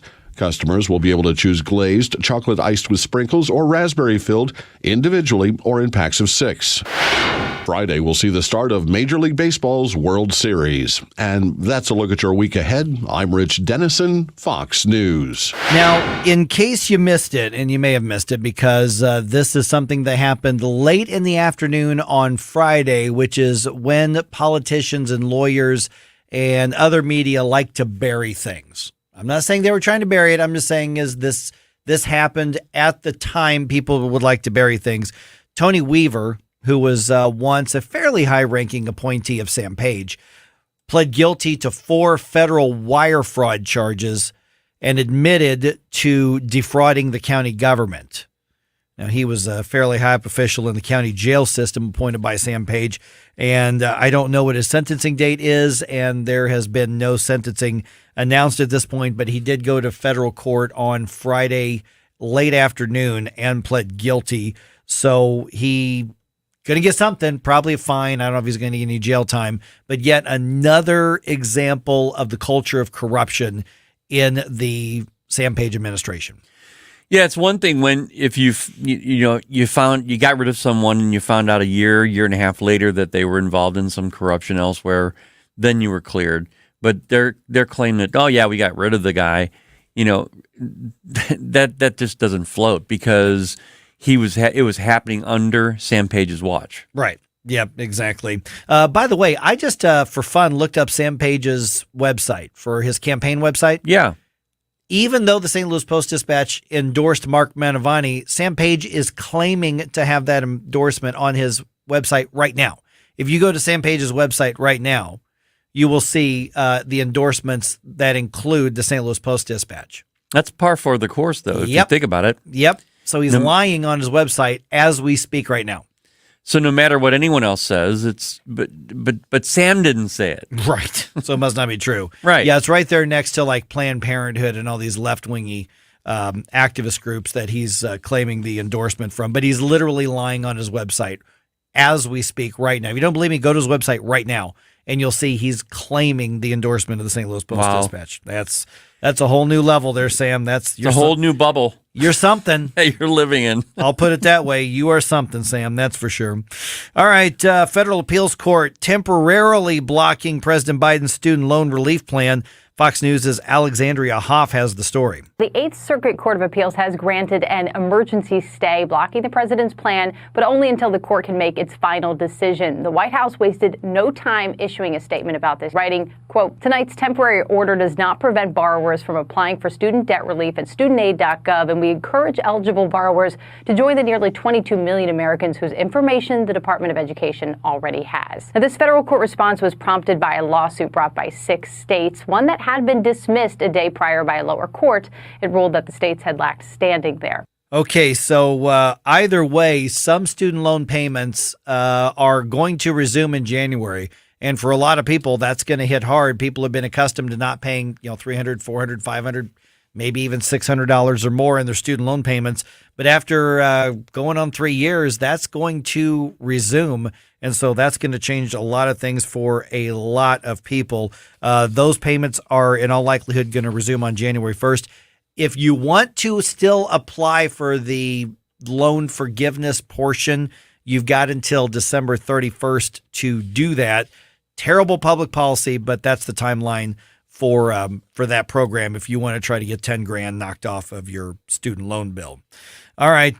Country is, we're just over 2 weeks away now from Election Day, 15 days. Speaker Nancy Pelosi was on Face the Nation, and she says, you know what's not on the ballot? She says, not inflation. That's not what people really need to be voting on. What she says is on the ballot is this. So Social Security and Medicare are on the line. A woman's right to choose is on the line. The planet is on the line. The whole planet? It's on the line? Whole planet on the line. Read the room, Nancy. I mean, really. Look at what people are going through right now. Listen to what people are saying right now. Just get on social media. But the planet. Yeah, the planet. Yeah. The planet. Planet's just fine. The planet is going through a climate thing that it always does. Climate change happens, and it's happening. It's been happening for billions of years. It really has. Probably because people had dogs and cats as pets. Probably. That's why, according to CNN. Uh-huh. Yeah, they want to change need it. to eat insects. And also, you're going to notice a pattern here, and I'm telling you, pay attention to this when you see the interviews. You're going to see it from Democrats and the leftist media outlets and activists and others. They're going to keep saying, you know what, inflation is not an American thing. It's not the Democrats' fault. It's a global thing. That's the pattern. That's what you're going to see. They are desperate to get people to talk about anything other than what's actually happening in our lives right now. What I want to talk about is if they opened up fracking, if they opened up the pipeline, if they started drilling for oil again and drill, baby, drill, then we wouldn't be in the situation we're in right now. And it's their policies directly relating to the inflation rate. Oh, without a doubt. Not to mention all those trillions of dollars in spending. Oh, my God. That's crazy. To say, well, it's global. It wasn't us. We didn't have anything to do with it. Just insults the intelligence. All right, coming up on it's 8:28 right now. In Festus, there was a really big water main break on Saturday, which is why the entire city of Festus is under a boil advisory for your water. And the Festus R6 school district is canceled today because of the water problems. Now, they have repaired the water main damage, which happened on South Mill Street. Some contractors for AT&T hit it. But until further notice, my guess is probably until later on today, that boil advisory is going to be into effect. And what that means is if you are pouring water from the tap, and you are going to put it inside your body in any way, shape, or form. So you're going to drink it, you're going to cook with it, you're going to make coffee with it, you're going to make tea with it, you're going to brush your teeth with it. Make sure that it boils for a couple of minutes before you cool it down and actually use it, or just go to the store and buy a jug of bottled water or gallons of water there. Go to the city's Facebook page or their Twitter account. Looks like they were keeping people up to date pretty fast through the weekend on that. So they're getting the messaging out pretty fast. My guess is that boil order probably ends today, but as of right now, it's still in effect. And Festus kids have the day off from school. Which is, I guess, a little water day. Long weekend for the kids. There you go. Finally, if the Cardinals had to lose in the first round of the playoffs, which still stings, by the way, at least they lost to the National League champions. The Philadelphia Phillies clinched their spot in the World Series last night, defeating the San Diego Padres. They are going to face the Houston Astros in the World Series. World Series starts on Friday. It is still weird for me to think of the Houston Astros as an American League team, but they are, because I grew up, they were always National League up until, 6 years ago, something like that. So the team that beat us is still in the running to win it all. Even though the Phillies beat the Cardinals, I still want them to win this thing because I still have hard feelings about what Houston did. Yeah, I haven't forgiven him for the cheating scandal either. And I'm actually rooting for the Phillies now in the World Series. I'm not just because they're a National League team, but also for the fact that I really like their catcher, JT Realmuto, who I think is really underrated. I just want to see him get a World Championship ring. I think he's earned it. All right. I think that's my thing. So I'm pulling for the Phillies on this. All right, just ahead here. There is a law proposed in Congress that would deny federal funds to any public entities that are pushing sexual material on children. You'd think that would not be controversial, but it is. We're going to talk to our friends at the American Principles Project about that right around 8:35 on 101.9 and 94.1 News Talk STL. For podcast articles and more, find us on NewstalkSTL.com. Mike Ferguson in the morning. This is News Talk STL at 101.9, 94.1, 99.1 HD3 and NewstalkSTL.com.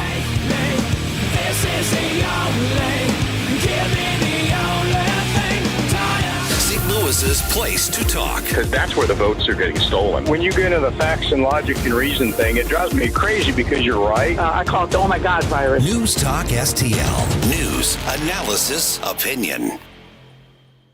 From the Michaels Flooring Outlet Traffic Center. This report is sponsored by Blindster.com. 44 eastbound before 141, there's a brush fire. The only center lane is getting through. Traffic is jammed as you approach Antire Road. 55 northbound, stop and go traffic between Loughborough and Gasconade. This is for construction work that has the roadway reduced to 2 lanes in that area. 6440 eastbound downtown before 14th Street, there's a crash in the right lane. Traffic is stop and go as you approach Market Street. And 70 eastbound before 4064, there's an accident blocking the right lane. Blindster.com was started in 2010 to provide custom blinds, shades, and shutters at affordable prices. Their blinds are easy to install and shipping is free. Don't hire an expensive professional. Do it yourself and save big at Blindster.com. I'm Kat from the News Talk STL Traffic Center.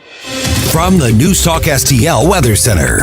Breezy and mild but dry this morning. Temperatures near 70 degrees downtown, into the 60s in the outlying areas, and a windy, warm day with south winds gusting in excess of 30 miles per hour possibly this afternoon. High temperature 78 degrees. Maybe a lone shower or sprinkle as we get into the afternoon, but significant rain moving in tonight through tomorrow. Temperatures will be in the 60s. Some locally heavy rain is possible. We don't expect any severe thunderstorms, but we could see some lightning and some thunderstorms. And again, temperatures dropping into the 50s during the afternoon and overnight tomorrow. I'm KMOV First Alert meteorologist Kent Earhart. Hey, Tim Jones here for Rockwood Charcoal. If you love to grill as much as I do, I'm sure you prefer using charcoal over gas. Ever since I met Jonathan Heslop and he introduced me to his product, Rockwood Lump Charcoal, we're not using anything else. Rockwood's made from 100% pure Missouri oak and hickory and can be found in stores all across the country. It's the nationally highest consumer-ranked charcoal there is, so you're cooking with the best and supporting local industry and a local business right from my hometown of Eureka. There's over 100 area Rockwood retailers. Find yours at rockwoodcharcoal.com. From the Newstalk STL newsroom, I'm Joey Vasevich. Truckloads of furniture was seen being moved out of Jana Elementary on Friday, where radioactive contamination has been found. Some of the furniture is being delivered to other schools in the Hazelwood School District. The Monarch Fire Protection District Board of Directors completed a process to replace retiring Chief Carrie Spiegel and have selected Deputy Chief Russ Adams in a unanimous vote. Adams' promotion to chief will take place on November 18th. Two men robbed the office of a violence prevention program Friday night. A 55-year-old employee was sitting at his desk around 11:30 p.m. in the Cure Violence office near Natural Bridge and Belt Avenues when he had his wallet taken at gunpoint. Divers looking for a missing person at the Lake of the Ozarks recovered a 2004 Chevy Cavalier and a 1958 Ford Thunderbird from under the Niangua Bridge. The 2004 Cavalier was reported stolen in 2005 from a motel near Sunrise Beach. Investigators are still working to determine the owner of the 1958 Ford Thunderbird. Stand-up comedian and SNL alum Chris Redd released the trailer for his HBO comedy special that was filmed at the Grandel over the summer. The special, Chris Redd, Why Am I Like This?, will air November 3rd on HBO Max. And in sports, the Blues are headed to Winnipeg to face the Jets. Puck drop is at 7 p.m. For in-depth coverage of these stories and more, go to NewstalkSTL.com.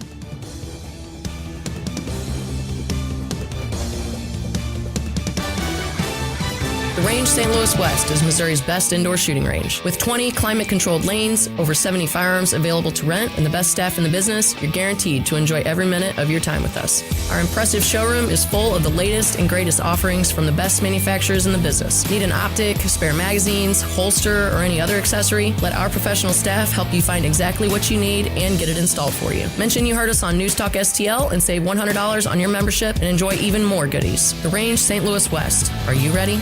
Columbo and Katie. Their job at this incredibly upscale fancy restaurant in London is to go around to the tables and hand feed grapes to the customers. I don't even want to be disturbed by a waiter that's filling up my glass every 5 seconds or asking me how I'm doing every 5 Correct. seconds. Mm-hmm. I couldn't imagine someone coming over to me and being like, and a grape for you, my dear. Tony Columbo, Katie Fitzpatrick. Weekdays at 2 on Newstalk STL. Whether at home or at work, you're mobile. So when you're mobile, stay mobile. Keep St. Louis's home for conservative talk with you wherever you go. Download the Newstalk STL app in the App Store or at NewstalkSTL.com.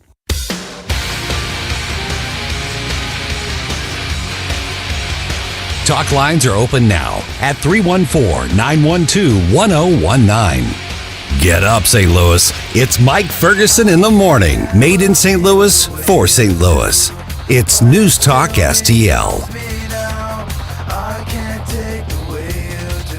If you watch the news, you listen to the news, you listen to talk radio, you read the news, you know that it's a pretty regular occurrence that we see some kind of controversy around the country regularly when it comes to something about sex and children, particularly in schools. Not an easy topic to talk about, but it's real and it's getting to be a bigger discussion, even if it shouldn't. I'm Mike Ferguson. I'm joined now by John Schwepp. He's a policy director for the American Principles Project. And John, I want to get to some legislation that you are vocally supporting here in just a minute. But first of all, I want to kind of set the stage. When we talk about sexual materials to school children, that can mean a lot of different things. How pervasive is the problem, and how are you defining what the problem is as opposed to education that just happens to include something sexual? So it's actually extremely pervasive. I know a lot of people like to tell you, it's not happening. And then once you prove that it is, they say, well, it's good that it's happening. But in this case, it is happening. It's all over the place. We've done research on this in a variety of states, especially states where we're running ads on this, because we have to obviously be able to prove our ads. And it's in public libraries, it's in school libraries. And again, I want to clarify here, a lot of people think, oh, well, sex ed, okay, if it's a biological thing where we're talking about how our bodies work, maybe that's an okay thing. That's not what we're talking about. We're talking about grotesque depictions of sexual acts, things that would honestly, look like pedophilia to the normal eye. And it's really awful stuff that's available to these kids, that's being pushed on these kids, and it's exacerbating a lot of other societal problems. And so, I think what most parents, when they see this stuff, they recognize, hey, this is not something we want in our schools. We're big on free speech, but this is not speech. This is obscenity. This is horrifying. So let's get it out of our schools. And I think, we need to start acting to do that. The legislation is referred to as the Stop the Sexualization of Children Act. What is that? So this is a bill. It was introduced by Congressman Mike Johnson with something like 33 co-sponsors in the House. So a pretty good start that basically would say that any content that's illicit sexually, doesn't matter whether it's LGBT or whether it's, heterosexual content, whatever, if it's illicit sexually, it shouldn't be exposed to kids 10 and under. And the mechanism they're using is if you're federally funded, they can take that federal funding away and actually give parents the ability to. So, you're looking at who's going to enforce this law. Well, the parents can. The parents can sue in court for injunctive relief to kind of get this done. So basically, this is a pretty powerful law. It would apply in all 50 states. It would basically prevent, especially schools, public libraries, prevent this from happening. And I think that's what most parents, huge percentage of parents, would like to see. There are some states that have passed some sort of laws that limit, the sort of explicit nature of the materials in the schools, and media immediately starts referring to them as book banners. And I've seen some others talk about there are so many thousand cases of book bannings in public school libraries or public libraries. What's the difference, or is there a difference between book banning of material we don't like for some reason and what we're dealing with here in this Stop the Sexualization of Children Act? Yeah, that's I believe they call it a bad faith argument. Some of the same folks making that argument here are the ones who are saying we needed to ban Catcher in the Rye and all of these other books because they're inappropriate for today's standards. And also, these are the folks who want to censor conservatives on social media. So that, I think, is important to say. But look, I think when it comes to obscene content for kids, conservatives are not free speech absolutists. When it comes to that, pornography, again, some of these books, we've run ads where we actually show the depiction. But it's grotesque stuff, often involving adults and kids. It's just absolutely horrific. No, that's not a speech issue. The Supreme Court has ruled on this repeatedly. Obscenity is not protected speech under the First Amendment.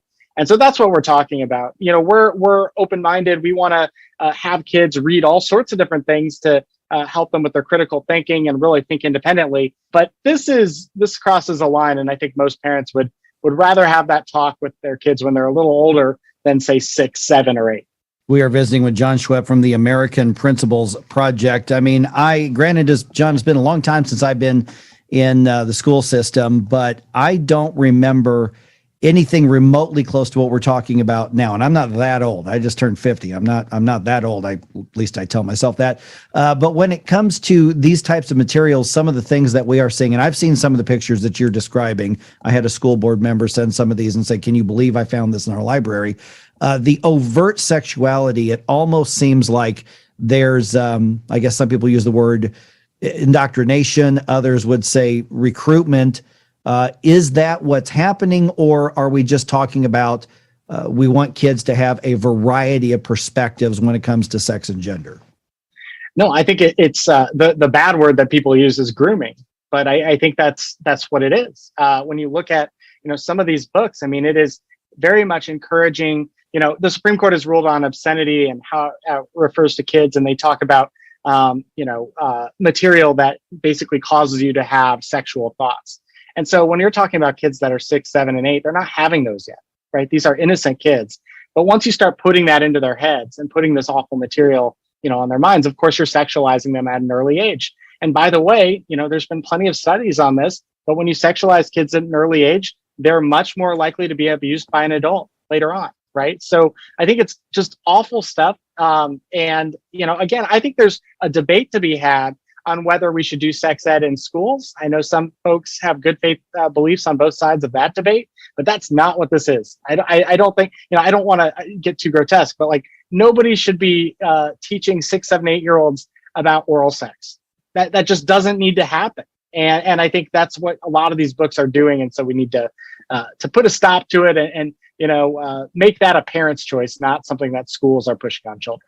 The Stop the Sexualization of Children Act, this refers to just federal money. So you're not referring to, or correct me if I'm wrong, you're not referring to what a parent teaches their child in their home or that sort of thing. We're talking about things that receive federal funding. So we're talking about schools and libraries, right? Yeah, this is just about using the lever of taxpayer money as a way to enforce this. But ultimately, if a school really wanted to do it and they were just so hell-bent on teaching gender queer to their kids, if they wanted to reject federal money, they would still be legally allowed to do it. So, that's kind of where we are with this. At the state level, I know there's been efforts like the bill in Florida, and obviously there's different institutions at the state level that aren't federal funded, but might be state funded. And so that's something that state legislatures would have to pass. John, we've got a minute or so left. You mentioned earlier about societal problems that follow this sort of material being put into young children's heads. What are the types of problems that you're referring to? Well, I think one of the things, we recognize is that this transgender epidemic is, it's a social contagion. And there's plenty of evidence to show for that. The media likes to suppress it. But what ends up happening is that, once you have this gender ideology stuff in the schools, all these girls who might be dealing with difficult, view of their body anyway, start identifying as transgender, as all these different things. And the scary thing is, if that was just a social thing, okay, maybe, but what ends up happening is they get pushed down a route to sterilization, to these cross-sex hormones, to double mastectomies, all these different things. And the other thing I think it's important for folks to note, this is predominantly happening to girls, even more so than boys, where they kind of fall into this trap. There's a social pressure, and they go down it. And so I think it's important, like, we have to prevent this at the source. And I think, preventing 6, 7, 8-year-olds from reading that kind of material, from accessing pornography online, from all these different things is one way to do that. Okay, where do we learn more about what you're working on, American Principles Project, and this particular bill itself? Where do we get in touch? Well, we are at AmericanPrinciplesProject.org, and we work on policy, but we also have a super PAC, which you can check out there. We're involved in a lot of these races, spending almost $10 million fighting for parents' rights. And then, on this bill, I would look it up on Congress.gov. It's the Stop the Sexualization of Children Act. You can read it for yourself.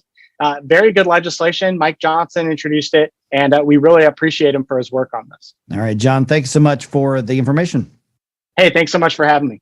We see it all the time right here in the St. Louis Metro. I mean, whether it is Rockwood, whether it is some of the other districts around the area, we know this is a major problem. All right, so what do we do about it? Is federal legislation the way to go? Well, I think it's probably one good tool. And I agree with John. I don't think that this is a matter of censorship because the materials are just about the public schools and the public libraries here. At some point, you've got to draw the line in the schools in particular. What do you think? 314-912-1019. The big question is exactly where is that line and who decides and what is appropriate and what's not. But come on, folks, there's got to be a place where everybody can agree, okay, that shouldn't be in the high school or the junior high or the elementary school library. Just where's that line? Got some thoughts on it? Let's hear it. 314-912-1019. This is 1019 and 94.1 News Talk STL. For podcast articles and more, find us on NewstalkSTL.com. Follow us on Getter at NewstalkSTL. Get up. It's Mike Ferguson in the morning on Newstalk STL.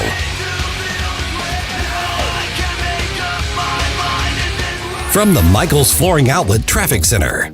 This report is sponsored by NetSpend All Access Account. 44 eastbound before 141, there's a brush fire that has crews blocking the right lane. Traffic is jammed as you approach Lewis Road. 70 eastbound before 64, there's a crash blocking the right lane. 55 northbound, slow traffic between Bates and Gasconade. This is for construction work that has the roadway reduced to 2 lanes in that area. 270 eastbound at Washington Elizabeth, there's road work that has the right lane closed until about 2 p.m. this afternoon. NetSpend All Access. Get the mobile banking account with perks that add up. Banking services provided by and account established by Pathward, NA member FDIC. Deposit account opening is subject to registration and ID verification.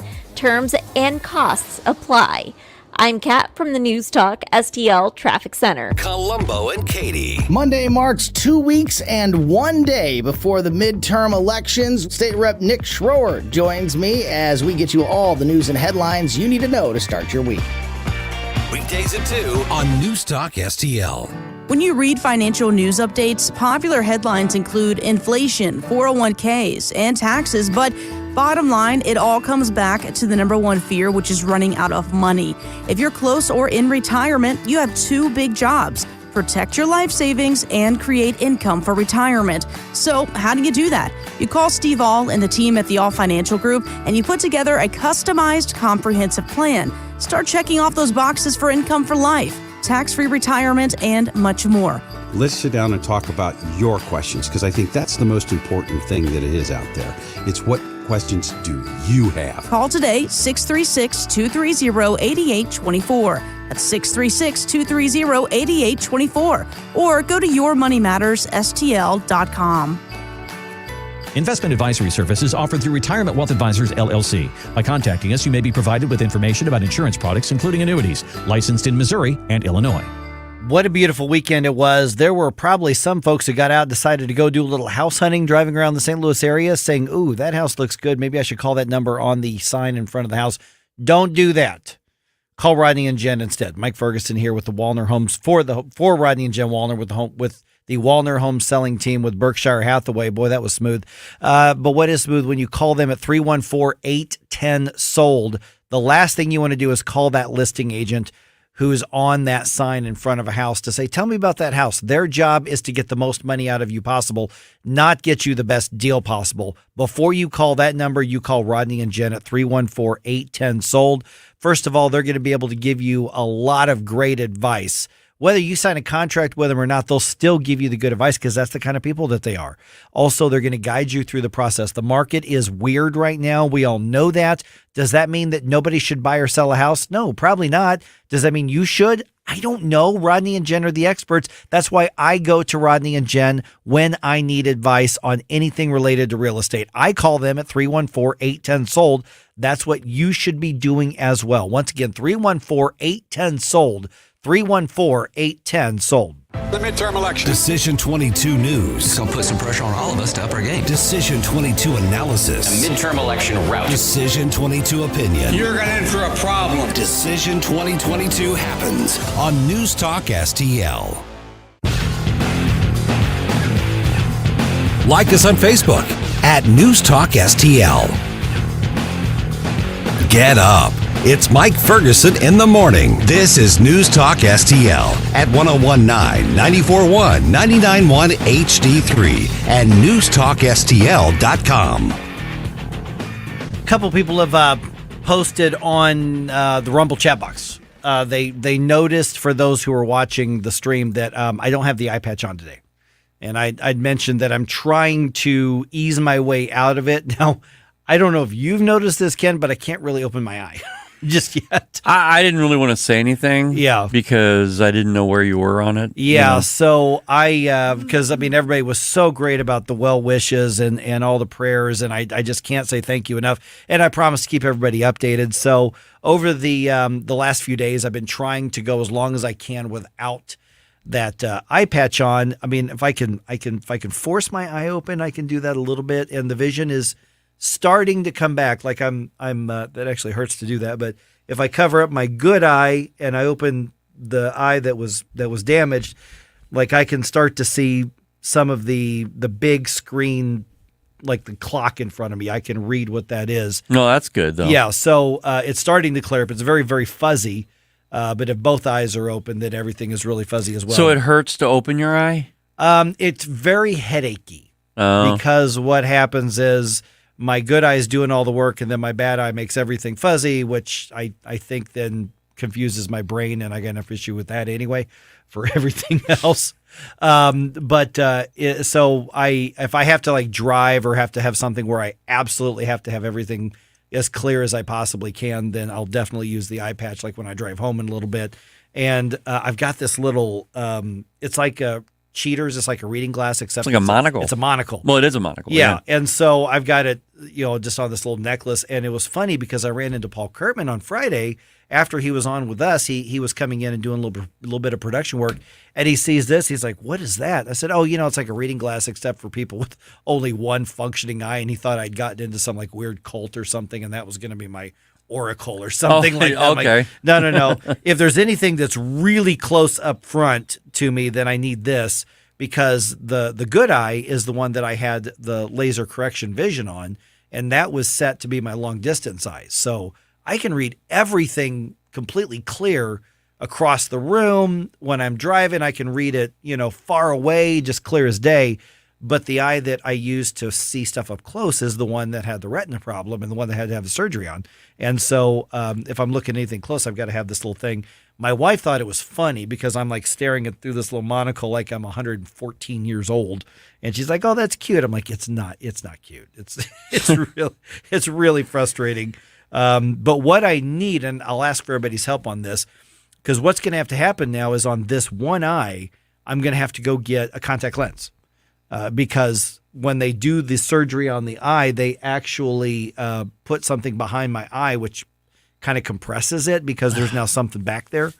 And so I need to go find, an eye doctor, which I never thought I was going to have to use again. And so I'm going to need to find an eye doctor to just get a prescription for a contact lens. Is there an eye doctor that you know of?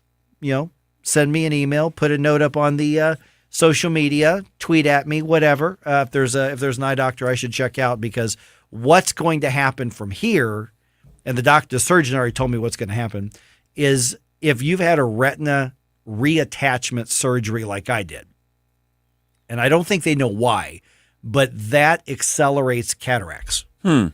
Now, pretty much all of us are going to get a cataract if we live long enough. Yeah. But this surgery accelerates it. So in the next year or so, I'm going to have a cataract surgery. And that's, those are pretty routine. That's not a big deal. And then they put a lens in your eye anyway. So after that, then hopefully I'll have this whole mess behind me. I really thought with all the years that I played baseball outside for some 18 year, whatever, that I would eventually need to get cataract surgery. And I thought I'd probably get it by now. I mean, but I'm okay at the moment. Yeah, I mean, you probably will. It's just way down the road. I mean, like I asked the surgeon because I went in for that last follow-up. He goes, "Yeah, we can see his cataracts growing already." He goes, "You got a long time before it affects you." He goes, "But it could be 6 months, could be a year. It's growing faster than what it normally is." And so my question was, does that mean I'm going to have to deal with cataracts in my early 50s instead of my 70s? He goes, "Yeah, you're just going to get out of the way now." So I'm like, well, I can live with that. Yeah. That's not a big deal. But hopefully I get enough of the vision back that I'll be back playing ball, this coming year, and I'll be, in preseason practices come December or January, and I've got enough of that back. But it's been a thing. But I noticed that a couple people appreciate Righty and also D Coffee and Susie, Smoozy Q, and Goat Ladies commented, and they all noticed that I didn't have the patch today. So it's on my desk. So in case things start to hurt too much, I'll just put it back on. But I was able to do it for the first time today in the work setting, because I've had to wear that thing for a month and a half now, or whatever it's been. Yeah. Well, good luck. That's an important thing for you to get back out on that ball field. So. Here's what really is kind of sad to me is my phone. Like when you hold up the phone and you do the Face ID thing, it actually recognizes me with the patch now. Oh, so it won't recognize you right now? It's probably not going to recognize it. But I've actually been wearing the patch so long that when I hold it up to unlock my phone with the Face ID, that it actually recognizes me with the patch. That's That's not good. Is there any way you can reset that? I hope so. I mean, it reset with the patch, so I'm hoping it'll reset with my face. Yeah. All right, we got the one and only Vic Porcelli coming your way here right around at 9:04. By the way, thanks everybody for all the well wishes and the prayers. Please keep those up. I am not out of the woods yet on this thing, but we're getting there. By the way, tomorrow we're going to talk about Amendment 3 again on the Missouri side when it comes to the marijuana proposal. A new organization called Save Our State. Not a big fan of it. We'll hear from them in the 7 o'clock hour on Tuesday's program.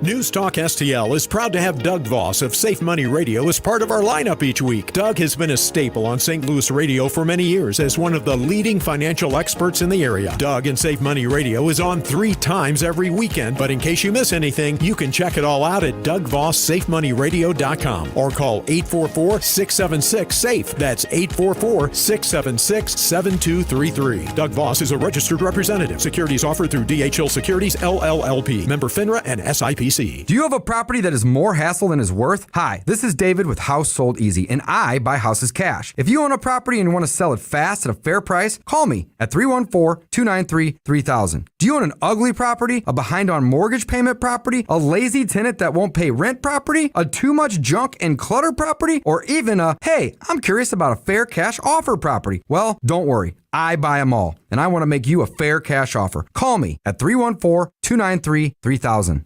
Hello, St. Louis. Do you suffer from dry cough, static electricity, shocking the pet's nose when you go to pet them?